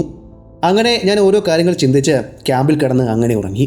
സൂര്യൻ ഉദിച്ചുയർന്നപ്പോൾ തന്നെ ഡുംഗർ സിംഗ് ബഹളം വെച്ചുകൊണ്ട് ഓടി എൻ്റെ ക്യാമ്പിൻ്റെ മുന്നിലേക്കെത്തി. അവൻ്റെ വിളിയിലൂടെയാണ് ഞാൻ ഉറക്കമുണർന്നത്. ഞാൻ അവിടെ ചെന്ന് അവനോട് കാര്യം തിരക്കി. തലേ ദിവസം രാത്രിയിൽ ഗ്രാമത്തിന് സമീപം അവളെ കണ്ടു എന്ന വാർത്തയായിരുന്നു അവൻ എന്നോട് പറഞ്ഞത്. അവൾ പോയ വഴിയും കാണിച്ചു തരാമെന്നും അവൻ എന്നോട് പറഞ്ഞു. എന്തെങ്കിലുമൊക്കെ ചെയ്യണം സാഹിബ് എന്ന് പറഞ്ഞാണ് അവൻ ആ ക്യാമ്പിൻ്റെ മുന്നിൽ നിന്നും അലറിയത്. എവിടെയാണെന്ന് ഡുംഗർ സിംഗിനോട് ചോദിച്ചു. അവൻ ദൂരെയുള്ള ഒരു മലനിരകളിലേക്ക് ചൂണ്ടിക്കാണിച്ചു. ഞാൻ വേഗം മുഖവും കഴുകി എൻ്റെ റൈഫിലും എടുത്തുകൊണ്ട് ഡുംഗർ സിംഗും ഞാനും അവൾ പോയി എന്ന് കരുതപ്പെടുന്ന ആ മലനിരകൾ ലക്ഷ്യമാക്കി നടന്നു. ഏറെ ദൂരം വനത്തിലൂടെ സഞ്ചരിച്ചുകൊണ്ട് ഞങ്ങൾ ഒരു താഴ്വരയിൽ എത്തിച്ചേർന്നു. എത്തുക മാത്രമായിരുന്നില്ല, അവിടെ മുഴുവൻ ഞങ്ങൾ പരതുകയും ചെയ്തു. നരഭോജിയായ ആ കടുവയുടെ എന്തെങ്കിലും അടയാളങ്ങൾ ഇവിടെ ഉണ്ടോ എന്ന്, കാൽപ്പാടുകളോ മറ്റെന്തെങ്കിലും, അല്ലെങ്കിൽ അതെങ്ങോട്ടാണ് പോകാൻ സാധ്യതയെന്നും തിരഞ്ഞു. അങ്ങനെ തിരച്ചിലിനൊടുവിൽ ഞങ്ങൾ ആ കാഴ്ച കണ്ടു. നരഭോജിയായ ആ കടുവയുടെ കാലടയാളങ്ങളായിരുന്നു അത്. ഞാൻ പതിയെ അവൻ്റെ കണ്ണുകളിലേക്ക് നോക്കി. ആ ബാലൻ്റെ കണ്ണുകളിൽ അപ്പോൾ കത്തുന്ന പക എനിക്ക് വ്യക്തമായി കാണാൻ കഴിയുമായിരുന്നു.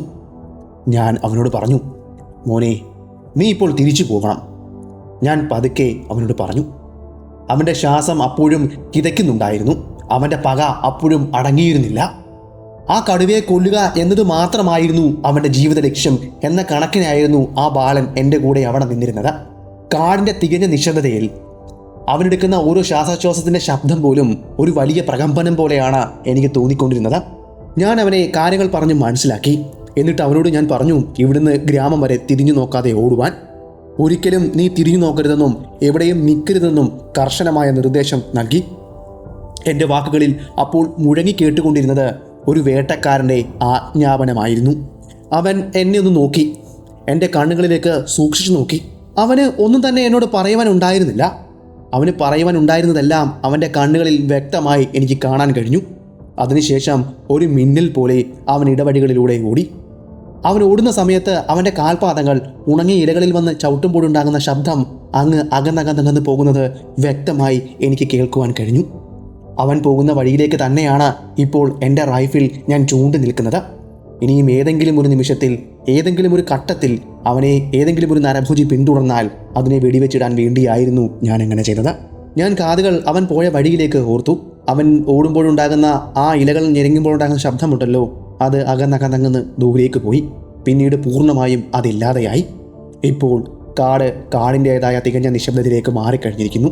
ഇപ്പോൾ ഇവിടെ എനിക്ക് വല്ലാത്ത ഒരു ഭാരം അനുഭവപ്പെടുന്നുണ്ട്. കാരണം ഇപ്പോൾ ഞാൻ തനിച്ചാണ്. അതുമാത്രമല്ല, എൻ്റെ ഉള്ളിലിരുന്ന് ആരോ പറയുന്നു എന്തോ വലിയൊരു അപകടം ഇപ്പോൾ വരാൻ പോകുകയാണെന്ന്. ഞാൻ പതിയെ ആ വനത്തിലൂടെ മുന്നിലേക്ക് നടന്നു. എൻ്റെ ചുറ്റും ഇപ്പോൾ ഉള്ളത് പാറക്കെട്ടുകളും വലിയ പൈൻ മരങ്ങളുമാണ്. ഇലകൾ കൊഴിഞ്ഞ് വലിയ തൂണുകൾ പോലെ നിൽക്കുന്ന പൈൻ മരങ്ങൾ. അതിന് നടുവിലൂടെ ഞാനിപ്പോൾ നടന്നു പോകുകയാണ്. അങ്ങനെ കുറച്ചു ദൂരം നടന്നു ചെന്ന് കഴിഞ്ഞപ്പോൾ ഒരു പാറക്കെട്ട് ഞാൻ കണ്ടു. അതിൻ്റെ പിന്നിലേക്ക് ഒളിച്ചിരിക്കുക എന്നെൻ്റെ മനസ്സ് എന്നോട് പറഞ്ഞു.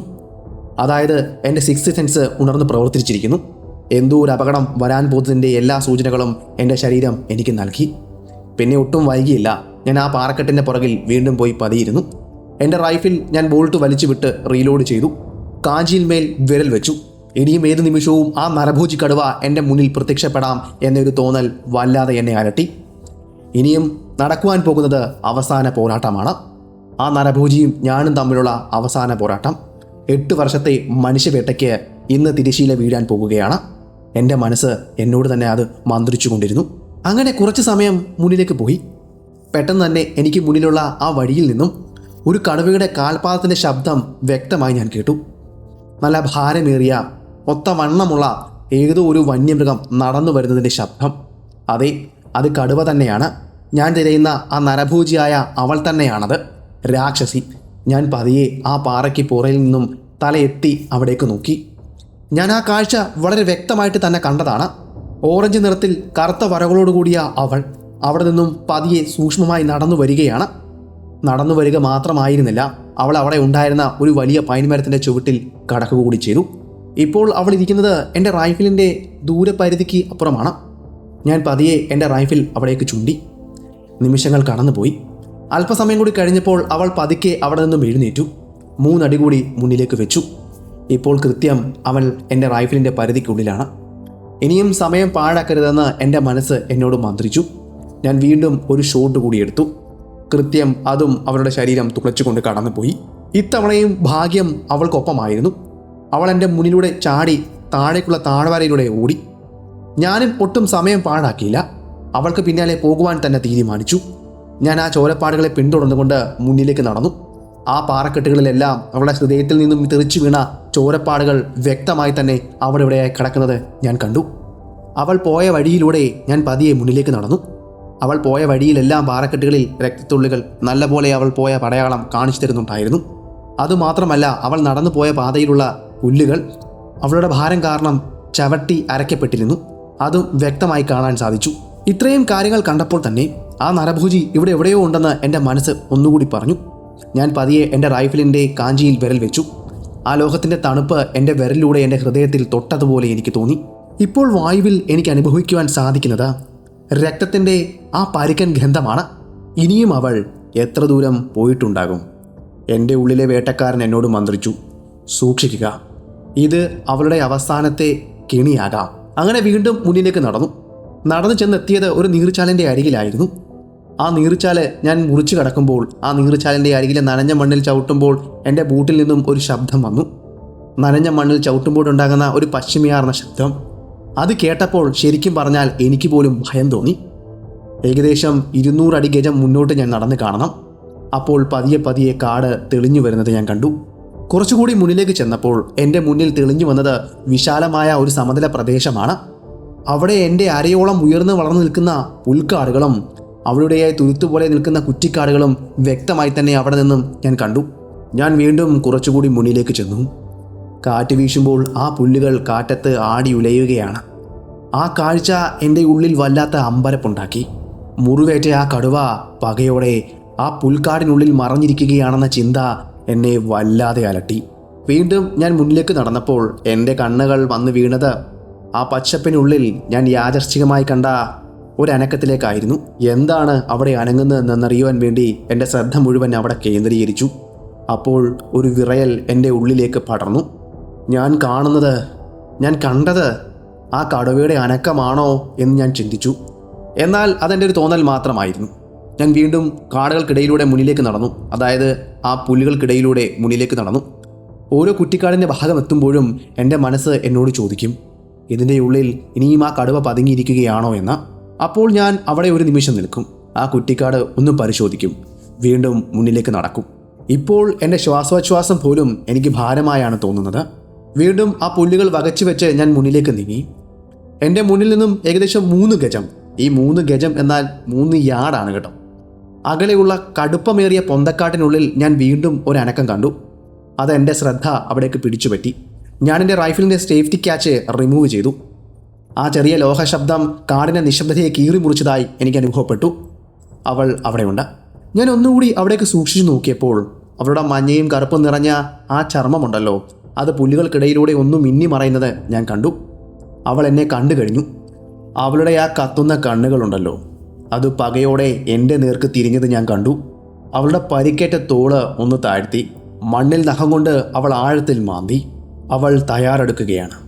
ഒറ്റ കുതിപ്പിനെ എൻ്റെ നേരെ ചാടി വീഴുവാൻ അവളിപ്പോൾ തയ്യാറെടുക്കുകയാണ്. ആ നിമിഷത്തിന് വേണ്ടി അവളിപ്പോൾ കാത്തിരിക്കുകയാണ്. ആ നിമിഷം വായുവിൽ ഒരു വല്ലാത്ത ഭാരം എനിക്ക് അനുഭവപ്പെട്ടു. പ്രകൃതി പോലും അതിനെ ശ്വാസം അടക്കി പിടിക്കുന്നത് പോലെയാണ് എനിക്ക് അനുഭവപ്പെട്ടത്. അവൾ ഒന്ന് ഗർജിച്ചു. ആ ശബ്ദം എൻ്റെ ആത്മാവിനെ പോലും പിടിച്ചു കുലുക്കുന്നതായിരുന്നു. അവളുടെ ആ ഉഗ്രമായ ഗർജനം അവസാനിക്കുന്നതിന് തൊട്ടു മുമ്പ് അവൾ വായുവിലേക്ക് ഉയരാനൊന്ന് ശ്രമിച്ചു. പക്ഷേ എൻ്റെ റൈഫിൽ അതിനു മുന്നേ ഗർജിച്ചു കഴിഞ്ഞിരുന്നു. ആദ്യത്തെ ഉണ്ട അവളുടെ നെഞ്ചു തുളച്ചു കയറി. രണ്ടാമത്തേത് കൃത്യമായി അവളുടെ കഴുത്തിൽ തുളച്ചു. അവളുടെ ചാട്ടം പിഴച്ചു. ഒരു ഭാരമേറിയ ഭാണ്ഡം പോലെ അവൾ മണ്ണിലേക്ക് വന്നു വീണു. അവളുടെ ആ വലിയ ശരീരം മണ്ണിൽ ഒരു പൊടിപടലം തന്നെ തീർത്തു. പിന്നെ ആ കടുവ പൂർണ്ണമായും നിശ്ചലമായി. തലാദേശിലെ ഭീകര സ്വപ്നമായ 150 മനുഷ്യരുടെ ചോര കുടിച്ച ആ നരഭോജി എൻ്റെ കാൽച്ചുവട്ടിൽ ശ്വാസമില്ലാതെ കിടക്കുന്നു. എൻ്റെ കൈ പതുക്കെ വിറയ്ക്കാൻ തുടങ്ങി. ദിവസങ്ങളായുള്ള എൻ്റെ മാനസിക സമ്മർദ്ദത്തിന് ഇപ്പോൾ ഒരു അറുതി വന്നിരിക്കുന്നു. മലമുകളിൽ നിന്നും ഗ്രാമവാസികളുടെ ആഹ്ലാദങ്ങൾ ഉയർന്നു കേൾക്കാം. അവർ അവിടേക്ക് ഓടി വരികയാണ്. മിനിറ്റുകൾ കൊണ്ട് തന്നെ അവർ സംഭവം നടന്ന സ്ഥലത്തേക്ക് എത്തി. അതായത് എനിക്കും നരഭോജിക്ക് ചുറ്റും ആളുകൾ ചുറ്റും കൂടി. അവർ ആഹ്ലാദ നൃത്തം ആടുകയായിരുന്നു. അപ്പോഴാണ് അവിടേക്ക് ഡുംഗർ സിംഗ് ഓടി വന്നത്. അവൻ ഓടി വരിക മാത്രമായിരുന്നില്ല, എൻ്റെ കൈകളിൽ മുറുക്കെ പിടിച്ചു. അവൻ്റെ കണ്ണുകളിൽ അമ്മയ്ക്ക് വേണ്ടി നീതി ലഭിച്ചതിൻ്റെ ആശ്വാസമായിരുന്നു. പിന്നീട് അവിടെ കൂടിയിരുന്ന ആളുകളെല്ലാം കൂടി ആ വലിയ കടുവയെ മരത്തടിയിൽ കെട്ടിച്ചുമന്നുകൊണ്ട് തലാക്കോട്ടയിലേക്ക് കൊണ്ടുപോയി. അവളെ അവിടേക്ക് കൊണ്ടുപോകുന്നതിന് മുന്നേ തന്നെ അവളുടെ ശരീരത്തിൽ നിന്നും ഞാൻ 6 ഇഞ്ച് നീളമുള്ള ഒരു മുള്ളൻ പന്നിയുടെ മുള്ള് ഊരിയെടുത്തിരുന്നു. അത് കണ്ടപ്പോൾ തന്നെ ആ കടുവ അപ്പോൾ അനുഭവിച്ച നരകയാതന എന്താണെന്ന് എനിക്ക് മനസ്സിലായിരുന്നു. പിന്നെ അവിടെ നിന്നും ഞാൻ തിരികെ പോയത് ക്യാമ്പിലേക്കാണ്. പിറ്റേ ദിവസം തന്നെ എൻ്റെ ട്രീറ്റ്മെൻറ്റിന് വേണ്ടി ഞാൻ നൈനിറ്റാളിലും ലാഹോറിലേക്കും പോയി. മാസങ്ങൾ നീണ്ടുനിന്ന ചികിത്സയ്ക്ക് ശേഷമാണ് എൻ്റെ കാതുകൾക്ക് കേൾവിശേഷി തിരിച്ചു കിട്ടിയത്. വീണ്ടും കാടിൻ്റെ സംഗീതം എനിക്ക് കേൾക്കുവാൻ കഴിഞ്ഞത്. നമ്മുടെ ഇന്നത്തെ ഈ കഥ ഇവിടെ കൊണ്ട് അവസാനിക്കുകയാണ്. ഞാൻ പറഞ്ഞ ഇന്നത്തെ ഈ കഥ നിങ്ങൾക്ക് ഇഷ്ടമായെങ്കിൽ ചാനൽ സബ്സ്ക്രൈബ് ചെയ്യുന്ന കാര്യമൊന്ന് പരിഗണിക്കുക. അതുപോലെ നിങ്ങളുടെ ഇഷ്ടം കമൻറ്റിലൂടെയും ലൈക്കിലൂടെയും അറിയിക്കുക. അപ്പോൾ പുതിയൊരു വീഡിയോ അടുത്ത ദിവസം വരുന്നതായിരിക്കും. അതുവരെ ഗുഡ് ബൈ.